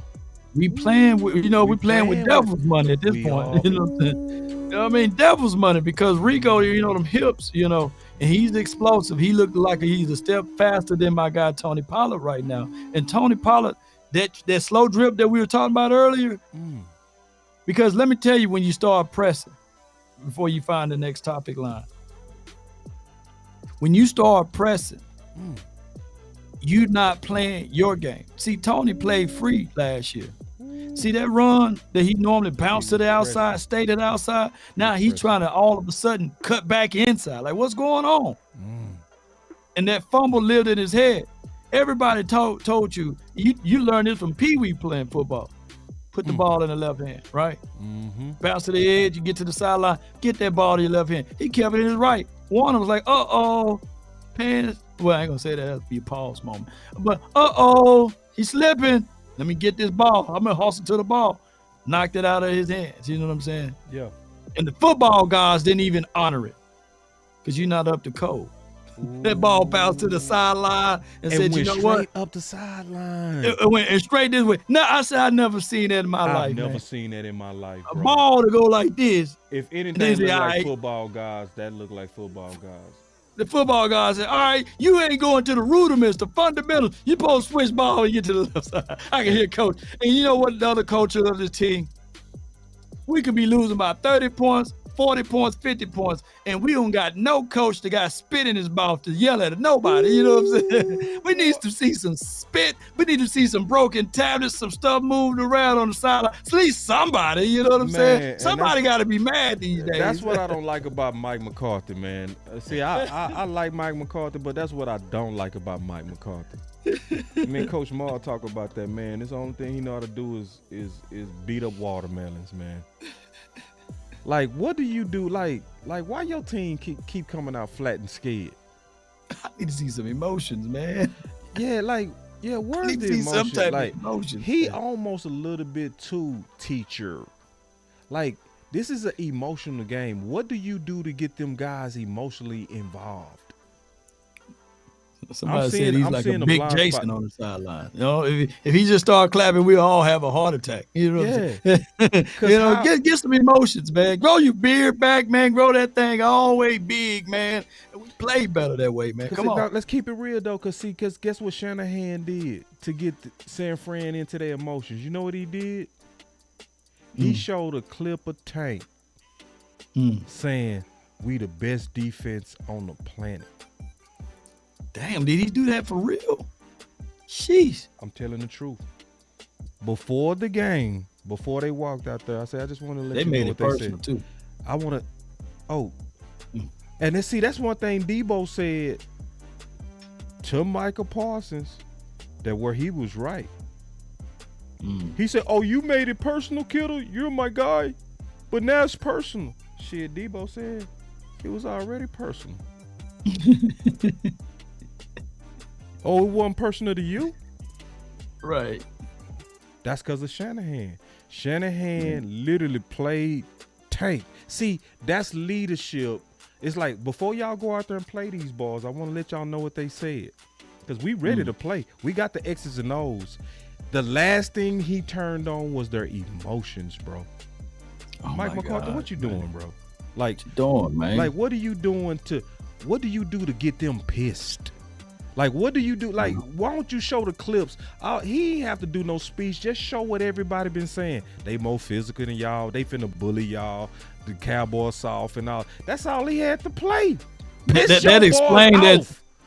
That explained that suplex, man. You know what I'm saying? Yeah. I used to be so pissed off at the Cowboys when they knock somebody down and then they go help them up and all that stuff. I'm old school, man. I'm still mad that Joe Montana threw it to Clark and he caught it in the end zone. You know what I'm saying? Bro. It was personal to me at that time. It was personal to me when they PI, man, my guy, the playmaker, man. It was personal. You know what I'm saying? So when Micah Parsons said, hey, man, I'm not beating up Micah Parsons, though, by the way. But when he said what he said, I was like, wait a minute. I made the analogy earlier this morning, since the kids are all sleeping, you know what I'm saying? I said, wait a minute. It's like you walking in on your lady and you said, oh, it was just only 3 pumps. It's not personal. You walk in again and you say, oh, it was just 4 pumps. It's not personal. Now, the 5th pumps, you know what I'm saying? Oh, it's personal now. It's personal. Like, dude, it was personal the first time. She's in the house getting her cheek smashed. Come on, man. Don't be personal. Wreck something, man. They took you out of the playoff 2 years in a row. It was you mean to tell personal. me you didn't know it was personal? You didn't know? They've been giving your lady 3 pumps, 4 pumps, and it's already personal, Michael. It's not personal to the 4th pump or the 5th pump. Come on, man. No, it was personal, bro. It was. My boy said, "Can we all just get along?" No. Coach Maul with this. It's not even a super chat, but I love it. He said, "Boss, lead of men, promote confidence, not fear." Yeah, Mike McCarthy, you got to work on that, bro. You got to go work on what do you do to motivate. We know you teach. We know you work on culture. But what do Yeah. you do to have them dudes ready to run through a wall? Because I'm seeing some flatness on these teams, and that's a reflection of you, big dog. Man, big game James. That's why I wish Big AJ was here tonight, Oh, man. me Because too. his video, Oh, man. his video on his accountability about leadership, and it was a thing. Whereas he was speaking from a 51-year-old man. You know what I'm saying? Perspective Yeah. of defense. You know, and I get it. Number 4, he went to bed in this game. Yeah. But my guy, Big Game James, kept it 1,000 on defense. You know what I'm saying? Just at the end of the day, defense. My boy Trey says personally, even looking at my girl. Already, that's what I'm talking about. See, that's what I'm talking about. Yeah, man. Yeah, that's kind of simpy, but I'm gonna let you make it on that, bro. I'm gonna let you make it on that, bro. When your chick bad, they gonna look, bro. I'm gonna just let you know that's part of the game, bro. Like when your chick bad, they supposed to look. Trey, don't get in trouble, man. Don't get in trouble out here in these streets, bro. Don't be that dude. All right, man. So we got these boys, Chargers. Yeah. Oh. Yeah. So the thing about the Chargers, man, is we don't want one bad game to turn to 2. Yeah. And the Chargers, they got some sneaky talent over there, bro. So what's your initial thoughts of the Chargers? Is this a trap? Wait a minute. You know, they are what, 2-2 right now or something like that. They won the last 2 games in a row. Yeah. They coming off of a well-rested team that this was their bye week. And then they got the extended stay rest. You know what I'm saying? Yeah. Because they don't play until Monday night. So the NFL schedule makers, they knew what they was doing. I think there's a stat line for the 49ers. Teams are like 1-9 or like 2-10 like that after they played the 49ers, win or lose. You see what I'm saying? Yeah. So your team, as you guys can see, CJ got hurt. You know what I'm saying? Yeah. Oh my goodness. Our special team ace, Turpin got hurt. Yeah. Dono got hurt, whether it's his feelings or he was actually hurt because they said he was okay. Jordan Lewis got hurt, right? Yeah. Tyler Biotis got hurt. You know what I'm saying? Yeah. So it's an ice bath game when you're playing against the 49ers, right? And so it's a spill off too, you know, because that's such a physical team. Like you said, they showed him the tape, and that's why they were suplexing guys. So it's other people that's hurt that not even on the injury report right now. You know what I'm saying? Tuesday is treatment day and things like that. And then Wednesday we will see some type of who's at practice, who get veteran day offs and things like that. And I got a theory now on this veteran day thing. Yeah. So this is the game that when you look at it, if you Khalil Mack, you looking at the tape, you seeing how Dak Prescott is scrambling and running around and stuff, and he's coming off of a 6-sack game, right? And they're looking for revenge because we gave the Chargers an L. And on top of that, you got somebody that knows this team like the back of his hand is Kellen Moore. So they're going to try to embarrass us. It's a home game for them, although we do travel well in L.A., but that's a situation and a half. So they well rested, and they're going to bring us everything, including the kitchen sink. And if anything, Herb can run and get outside the pocket. I heard that the other running back, he should be ready Monday night. It's going to be a long day for us if we can't rattle Herb early, if we can't get to the Herb early. The craziest thing is I came into this last game with extreme high confidence, bro. Extreme high confidence on McKivicks and everybody else. We couldn't look. It was like the wall of Dallas. It's like they rented those boys from 1993. You know what I'm saying? Yeah. And they put them in a 49ers uniform because we couldn't even touch Purdy. Right. One can argue that Herb is a better quarterback than Purdy. So we're gonna have our hands full. We're gonna have to figure out a way to knock that tall guy off his target. And I know you was high on Herb, right? You were high on Herb coming out of the draft. I was. He's very poised. He's very high. cerebral. Yeah, I was very high on Herb. Yeah. And the last time we beat him is because we had Diggs on Keenan Allen, and he took that ball away from him. You know, I don't see a Diggs out there. I like Bland, but let's be real, we don't have a Diggs out there. So it's going to be a long night if we don't get our mind set together. You know, that's all I'm saying. Yeah. No, this is a hard game. They got star power over there. See, and they really do got star power. Like, boys better go really look at what they got over there. Like, they got some names over there. They do. And then Keenan Allen, he shows a lot of disrespect to Dallas all the time. All the time. He cooked Dallas a couple of times. You know what I'm saying? It's certain people, they get up for this game. He won. Then they also got Kenneth Murray. I always liked him. You know, linebacker out of OU. You know what I mean? OU. They got Khalil Mack. You know, they got some. But see, this is the thing. The Chargers always 6 got sacks names. game, man. Yeah. And so it's like, nah, this is a big game. The good thing is, like you say, it's a Monday night game. So coming out of San Fran, we needed a Monday night game. Oh yeah. With all the emotions and the physical of that game, and like you said, all them boys we needed that extra. Hold on, we got us a good comment real quick from Coach Moore. Yeah, Santi Samuel and Bosa. They got the other Bosa over there. And they got Bosa over there. Yeah, and Bosa. So real quick, like even with Bosa, one of the things what's our plan? How we go attack them, Law? Offense to their defense. Let's start there.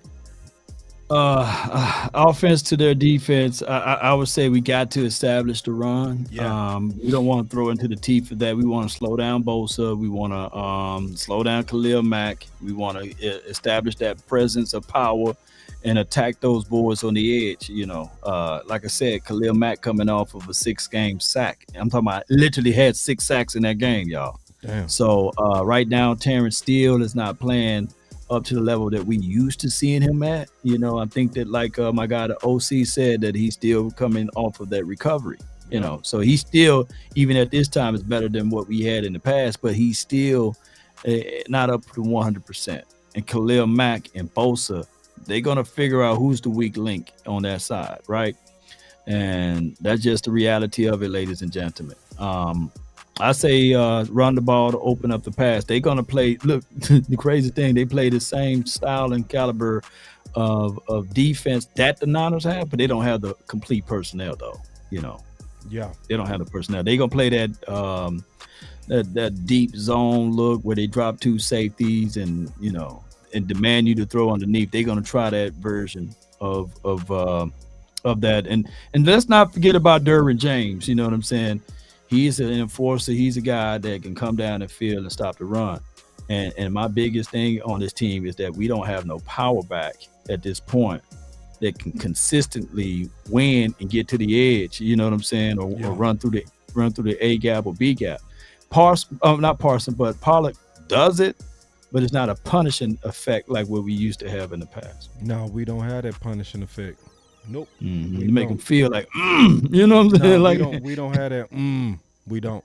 We just don't. You know what I'm talking about. We don't. So, I think that the last time we played them, I said to run right at Bosa. Yo, you did. I love that tape too, by the way. Yeah, and that's exactly what we did. Like, we ran. Y'all got to remember, that was Steele's first time starting from the Lyell suspension, and that was still coming out party. And the key thing that they did, and I know this because that was our game 2. I ain't gonna never forget. And I was concerned. I was very concerned for Steele. I was saying they need to start Zach Martin at right tackle because I ain't trust Steele at the time. Right. And I said the best thing they need to do is they need to go right at him, because I watched the game before and I noticed that Bosa wears down the more you run at him. Literally, if you want to see somebody that if you run at him, you can see his legs going, it's Bosa. Now, if you want him to take over a game, come out like y'all did versus San Fran. He would take over the whole damn game. Yeah.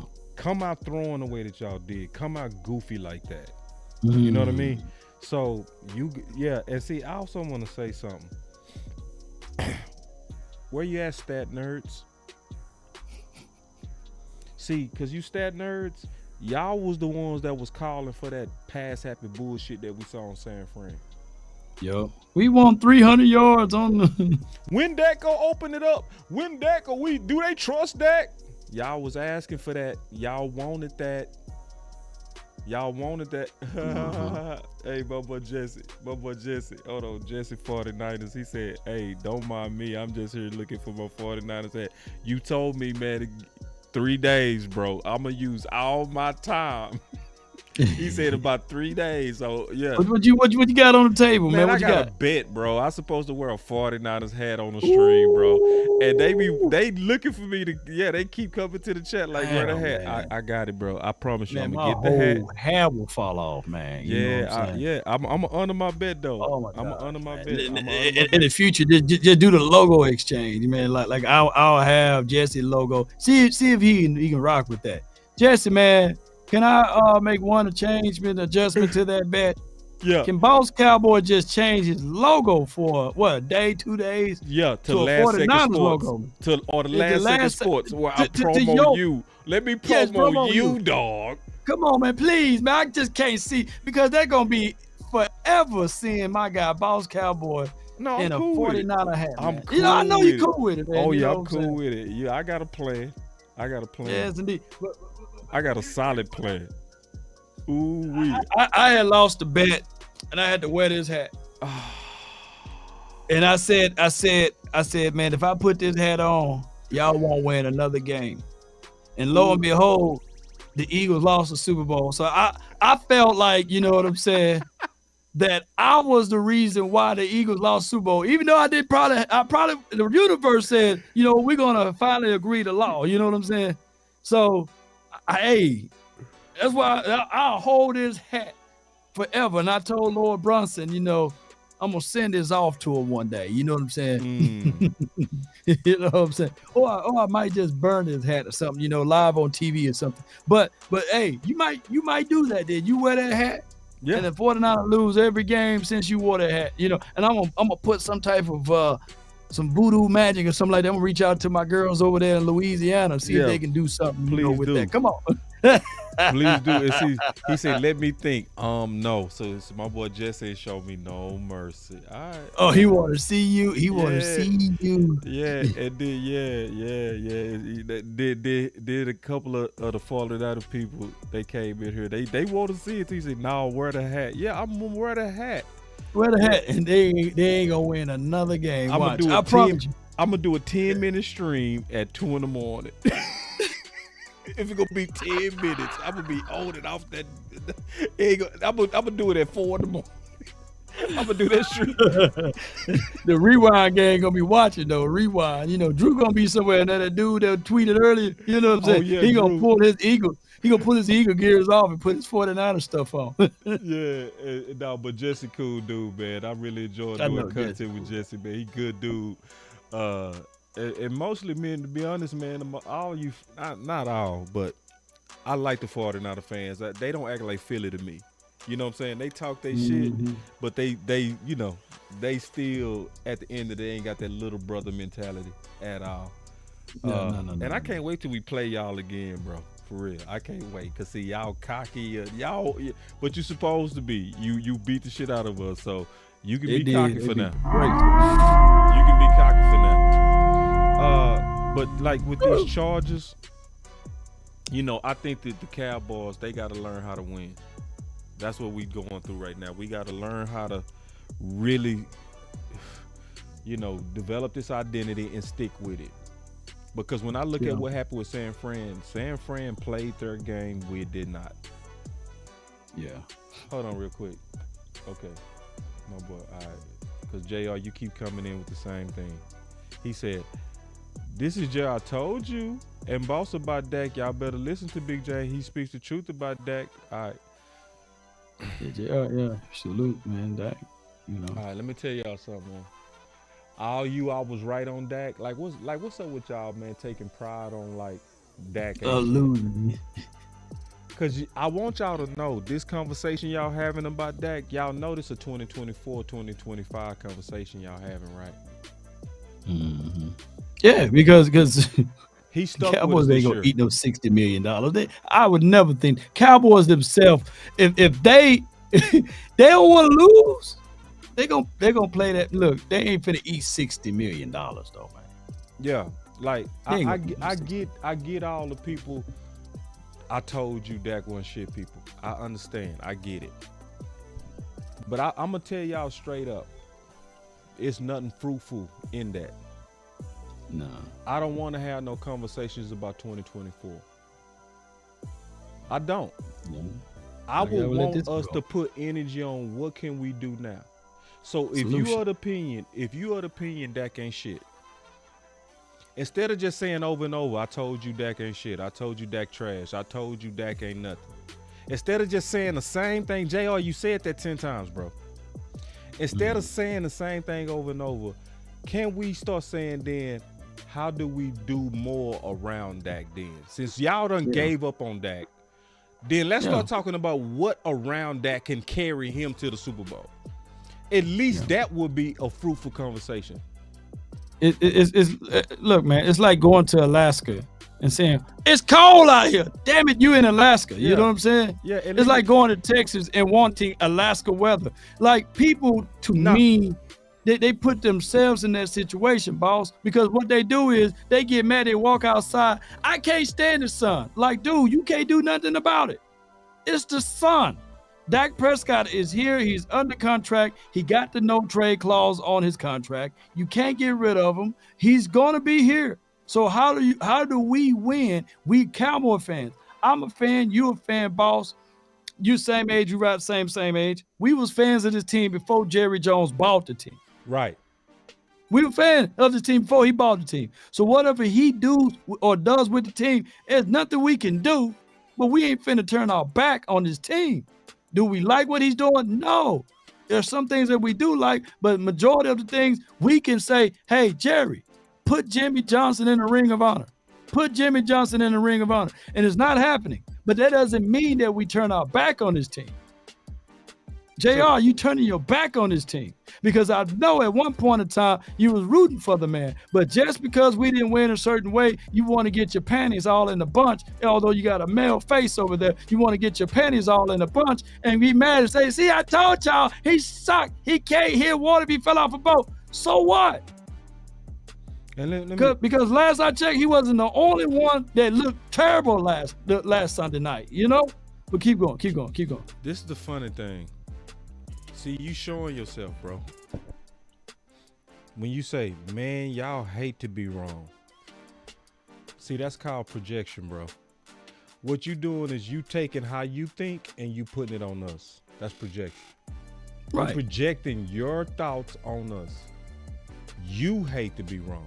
Because, see, only somebody that hate to be wrong wait for Dak's bad game.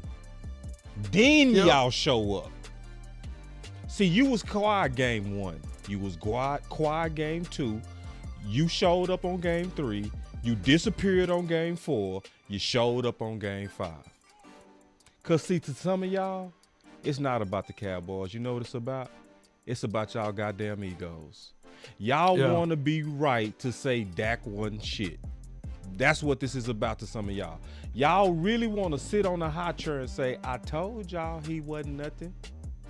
That. Listen, y'all, I'm going to just be honest with y'all. That is not loyal. That's disloyal as hell. Because let me say one more thing, Law. It's also just not logically smart. Because when you say Dak can't get it done, and I can tell you quarterbacks that we will all agree are not as good as Dak, but won a Super Bowl. So you telling me Trent Dilfer is better than Dak? But he got a Super Bowl. Man, you already know how they go. But he got him one. So he was able to get him one based on what was around him, but Dak just can't. So let me tell y'all people. So for all you people that's just like, I'm out on Dak. Why don't you change your conversation because you've already quit on Dak? That's cool. You quit. It's cool. That's fine. We're not you saying quit. otherwise. Yeah. That's fine. You quit. Let's try to change the conversation to something fruitful. Then, since you don't believe in Dak, that's cool. Start talking about what needs to be around Dak because you done already gave up on Dak. So, because see, right now, that conversation is doing nothing. And I'm gonna say one more thing: you lazy for it. Like everybody, that's because that you not bringing nothing to the solution. You are a complainer, and you the type of people that I can't stand. Cause you the type of boss, your phone suck. Boss, you don't never say, boss, here's some super chat so you can get your phone fixed. Boss, boss, you don't take calls. But you don't bring nothing but complaining to us. Like, who wants to be around you, bro? Anybody that's all you do is just all you do. Now, Law got 24,000 views. Why? He offered a solution to the problem of losing LV. And he talked about trade ideas, who to move around, like fruitful discussions, not just he sucks, it's over for us. So just do me a favor, come back in 2025. I don't want to talk to none of y'all. I don't want to hear from y'all. I don't want you in my chats. I don't want nothing from you. Just come back into 2025 when if it's Trey Lance. Because then you're going to be like, I was right. Okay, fine. You was right. I just don't want to see you to 2025 when Trey Lance get his chance. Can we do that? Yeah, and here's the 1,000 truth. If Dak Prescott had capabilities of him being traded, right? I believe in the hearts of hearts, boss, we objectively would have been saying, you know what? Let's figure out a way to trade Dak, you know what I'm saying, to X, Y, and Z team. But by it being the fact that he got the no trade clause on his contract, and it's $59 million, might as well round that up to $60 million that you're going to eat, then this whole notion to get rid of him is only a knee-jerk reaction. Mm-hmm. He's not hurt. He's still eligible to play. And on top of that, based on the coaching philosophy and the principles and whatever may be going with the team, they see fit that Dak Prescott is the starter of this team. So now what we got to do is look at it like that from that perspective. And that would have been the same conversation if, just in case for those who don't understand, if LVE had the same thing, right? If LVE had a no trade clause in his contract and we were paying $50 million to LVE, that would have been the same conversation. We're going to have to just wait till his contract is over with. He's a movable piece. But now that he's hurt, now we can start making procedures. But not everybody is wrong on Cooper Rush. Because here's what I had to say about Cooper Rush. We all celebrated, right, boss? Me and you did shows. We said, hey, man, we won games. We didn't tear him down. Nope. We didn't beat him up. Nope. We said positive things, even though how we won wasn't all from the arm of the quarterback and it was on the defensive prowess, we still was able to say, hey, this is what we can do to win games. But people took it too far. Right. People literally took it too far. Oh, man, he's putting up numbers like Joe Montana. Oh, man, he can read defenses. Oh, man, the other guy can't read. He can't write. You know what I'm saying? Can't walk. You know what I'm saying? And now he can't chew bubblegum. Right. And all of those things come from this good old boy stuff down here in the South. And I'm not going to say it. You know what I'm saying right now. But y'all so fixed on hating the man instead of looking at other things that's going wrong with this team. Yeah. I literally had somebody say that the reason why the Cowboys lost this game is because the time of possession, the defense had his tongue hanging out. But they didn't check the facts. In the Cardinals game, we won time of possession, and our defense still looked porous. So which one is it? Hey, that boy Trey fun as hell, man. We got some super chats. Let me get these super chats and then we'll get in our final words, man. No doubt. Hey, y'all showed a lot of love with these super chats. I appreciate you, man. Y'all going crazy. He said, since y'all say Dak look bad, tell us who look good. Oh, good God. Woo. Who look good? I can tell you right now, I'm going to still know. Brandon Aubrey, baby. And Hankins. That boy look good. I would also say Hankins too. I said the same too. That's crazy, Law. We ain't never spoke. You got your super chats first. I'll take mine second. D'Angelo Brown says back-to-back games dealing with Bosa. That's going to be tough. Appreciate you for the $2 super chat, bro.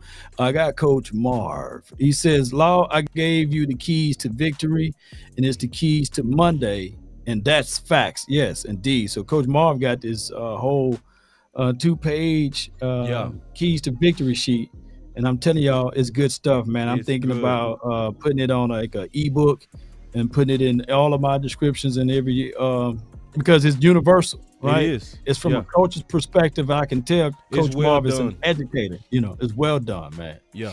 Yes, indeed. So I and then need I to got do the same Andre. thing myself.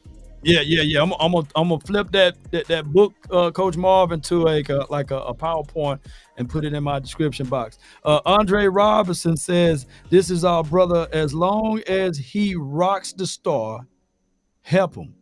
Don't hate on y'all. We them boys. We still got a shot in the playoff." And I'm thinking he referring to Dak Prescott. You know, and here's what people want. People want blood. You know what I'm saying? Yeah, they want blood.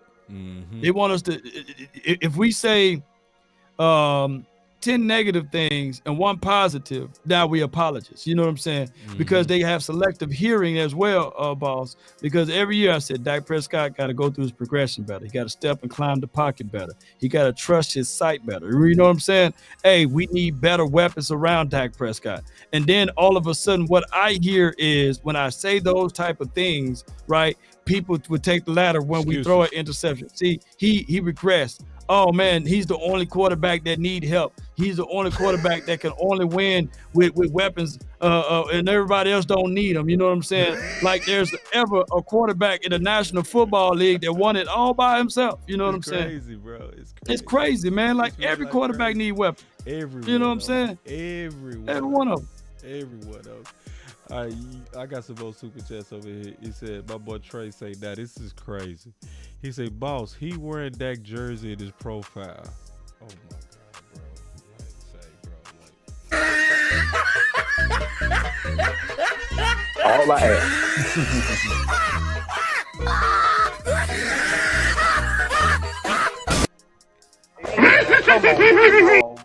How you doing that? Like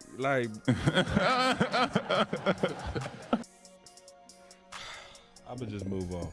All right, it did he said, if it's not the players that starve and it's Jerry Jones, the full right law, play that clip for boss. Mm-hmm. He said, Oh yeah. I know exactly what he's talking about. You got something? Give me 1 second. Yeah. Just take your time. I'm gonna get it over here in a few seconds. You know what I'm saying? And then we got us another super chat from Chris. He said, Canada is a clear example. Dude had a great camp. Yep. And see Trey going in. Trey with a super chat. He said they will move on from 11 back to, we already read that. They go try to pay him less when they move him to linebacker. Yep, they could try to give him a linebacker price. He said when Stephen Jones finally runs this, we already read that one too, so I'm caught up on all the super chats, man. I got another one over here. Appreciate the super chat, Keep man. it rolling. Keep it rolling, y'all. He said from Forever Runaway Fashion Line. First of all, that's dope, bro. That's dope that you got a fashion line. That's dope, man. I like to see other YouTubers and people that's got growing channels, man. I like to see y'all supporting over here.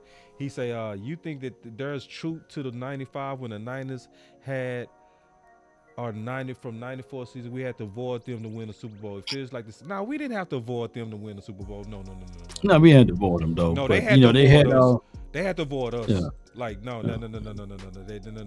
That's why Steve Young said he got the monkey off his back when he finally won one.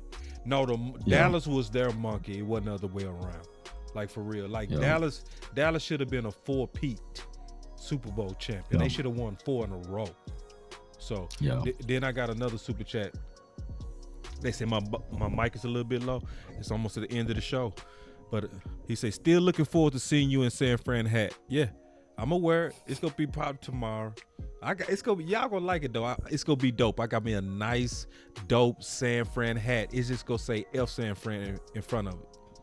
Them silly fools, that's what I call them. You know what I'm saying? SF, that's what it stands for. But they won, they beat us, man. They shot the BB gun. Let me know if you can hear this, man, when I play this. Or was that all of it? That's it. Let me see. Can you hear this? Nah. All right. So you got to go to this link then. And I can pull it though. Yeah, it's on my page. You know what I'm saying? It's on your page. How far hold down on. is it? Let me see. Can you you see I just put it in your chat area? Can you just click on that for your chat? Yeah, I can pull it out the DM. It's just gonna take me a second. Yeah, I put it in your chat. You put it in my I'm chat. talking about your your chat. chat. You know, can you click it? Could you put it in my DM? Click That'll be better. Can you do that? Okay, good. No worries. Yeah, put it in the I DM got and I'll pull it. Yeah, Listen, old school. You know what I'm saying? Yeah, he from your school that you played for, man. You know what I'm saying? Oh, for real, Dallas Carter? You got some Dallas Carter boy? No. College. Oh, U of H. Gotcha. Yeah. All right. University of Houston. All right, we flying planes, y'all. Y'all be patient. And they traded him. He was the trade. They got Russell Maryland in the house, I believe. If my memory serves me correct. Yeah. Back in those days. I put it in there, so you just go straight there to that link. I'm finna pull it right now, and I'm finna drop it in the show. This is the type of stuff we be doing, man. Y'all gotta, you know what I mean? It is all free, but shout out to Cowboys Cave. He ain't gonna hit you with no strike or anything. Okay. It's good. Ain't got no music in it that's gonna be tripping. No, ain't nothing. It's all free. It's all free 99. All right, good. Free 99 for your mind. There we go. And if we offended anyone, man, charge it to our head, not our heart, man. We just talk real Matt, football take it easy, stuff, bro. man. Matt, cool dude. Yeah, man. If we offended you, we really wasn't trying to, but hey, we wasn't trying to, man. I know I was a little out. Some of y'all was. Some of y'all, you know what I'm saying? Yeah. And your panties. That's an old saying. Get your panties in the bunch. So I don't want you to be offended. You know. We support all LGBTQ communities. We and all everything. passionate. That's all it is. Passionate people about too. You know? We all passionate. Rainbow people and everything. You know what I'm saying? Yep. You know, Pause. and all that. You know. Mm-hmm. Here we go. I said, you want some people. You want a few people that's hungry. I said, you want some people that's willing to spend the next 20 weeks hungry for identity. I told you guys, you need some people that's hungry. I don't know about you, but that team that you threw out there on that damn field, they wasn't hungry. They were satisfied. The Cowboys are an appetizer team. The truth is what it is. If you think last week was bad, if they don't get off their ass and present something better than they did this week, it's going to be a long season. The fans deserve a hell of a lot more.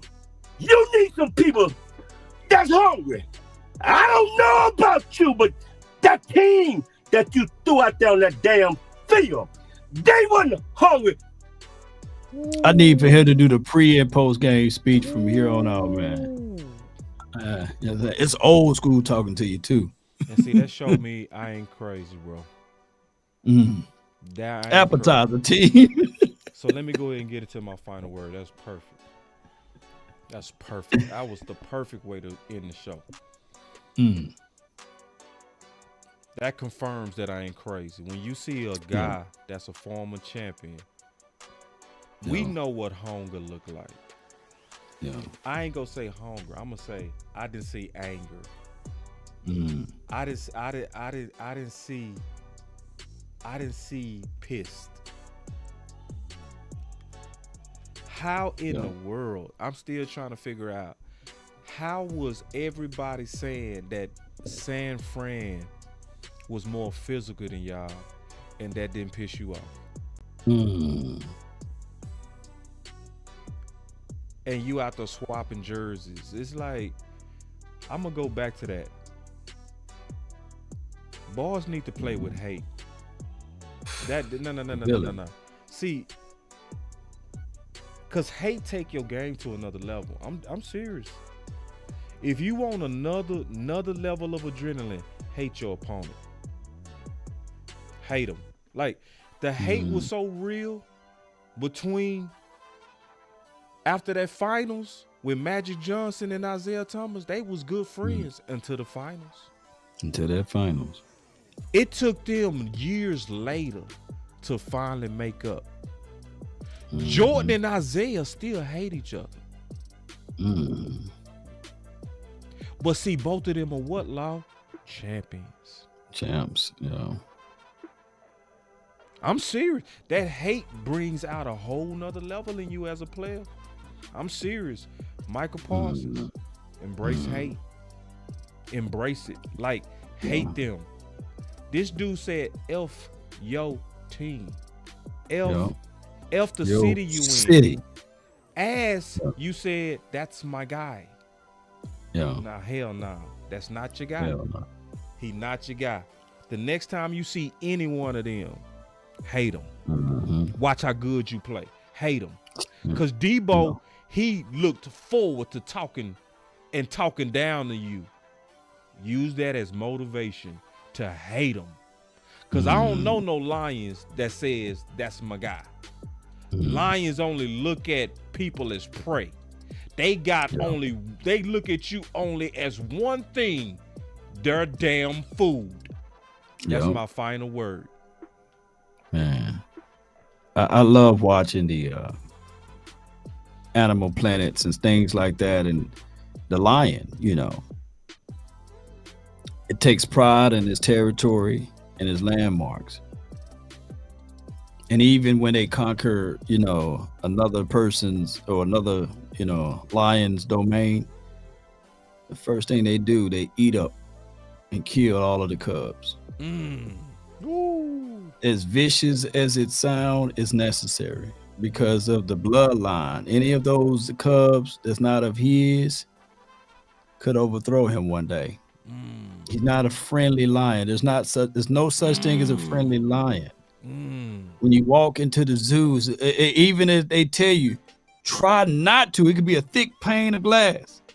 And they still say, try not to look the lion in the eye. Because it's unmeasurable of what he can do. And you have people, but there's a big gate and there's a big ditch. He can't jump that. Look him in his eyes. The alpha male of that lion is going to get out there and hop that gate. They say, in a lion, there's hyenas, there's all other predators out there. You know what I'm saying? But this right here quiets everyone, including the giant of an elephant. You know what I'm saying? Giraffes. And what I'm saying in this long final word is that, Parsons, you can't be the lion and running up, hugging and kissing. You know what I'm saying? Trent Williams. Nope. Shaking hands with CMC, because it's the impressions that it will leave upon your others. It's your others. They got their ass whooped. And they seeing their leader over there shaking hands. They seeing their leaders over there switching and swapping jerseys when they got beat down by over 30 points almost. You know what I'm saying? So in the words of Eugene, he said, you got to be hungry. You got to have that mindset if you're going to be the leader of this team. Embrace hate. You got to embrace the hate. And these are just us speaking from experience. Because if you can get to our age, it'll be a blessing for you, right? And I'm not trying to use my age as a trump card, but that's just what we do now. That's what old folks told us. So it's a blessing to get to this side of the field. And it's a blessing that you are able to play a game. But not all of us, we look at it personal, man. It's personal. We got to walk around now.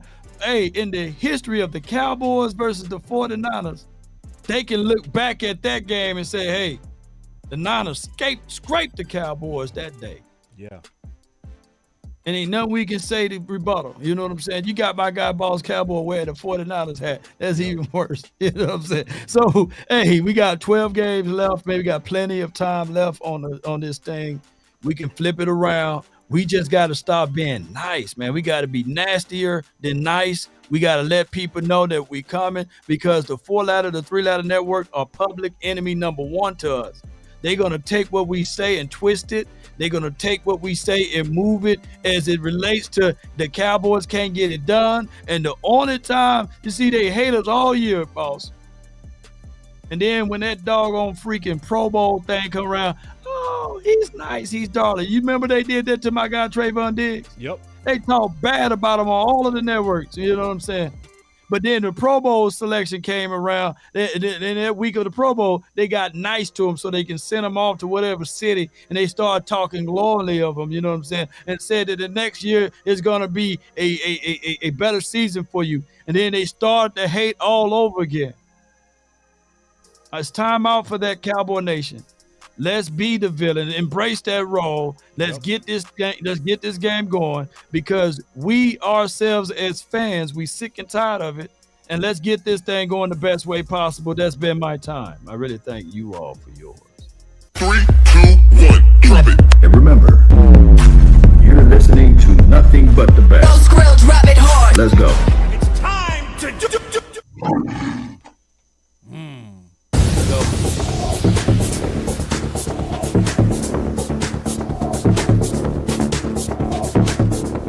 Eat all the kids, Parks. Eat everything, man. Eat everything. Eat everything. You gotta be Micah hungry. Parsons, he loves Kobe. Kobe embraced Mamba that hate. mentality. He embraced that, bro. And we saying this in love, man. We saying there's another level in Micah Parsons. And I think he got to embrace that old school hate, and he go turn even more to a monster. Yo. Lately I just wanna run it up. Yeah. Kinda check the song. Lately I just wanna run it up. Count that too. Kinda. Lately I just wanna run it up. Need them ones, I need them fives, need them tens, I need that change to the safe. Got blues inside. One more time, Law. Oh, no. Just press the button. When I play, charge it to the game. I'm with L, yeah, I'm with T Black, I'm with Revan now. I'm with Bay, yeah, I'm with J, yeah, I'm with Chuck and now. Still the same, not switching sides, now it's about loyalty. You switch sides off for the bag, and that's worth more to me. I mix Nike with designer, I experiment. You just rock what's on the shelf, and I'm not feeling it. Search for the one, but baby girl, it's nothing real as this. Can't trust a soul, I keep a hammer, call it too legit. I've been really in the field, love the rush, I love the feel. Lately I just wanna run it up.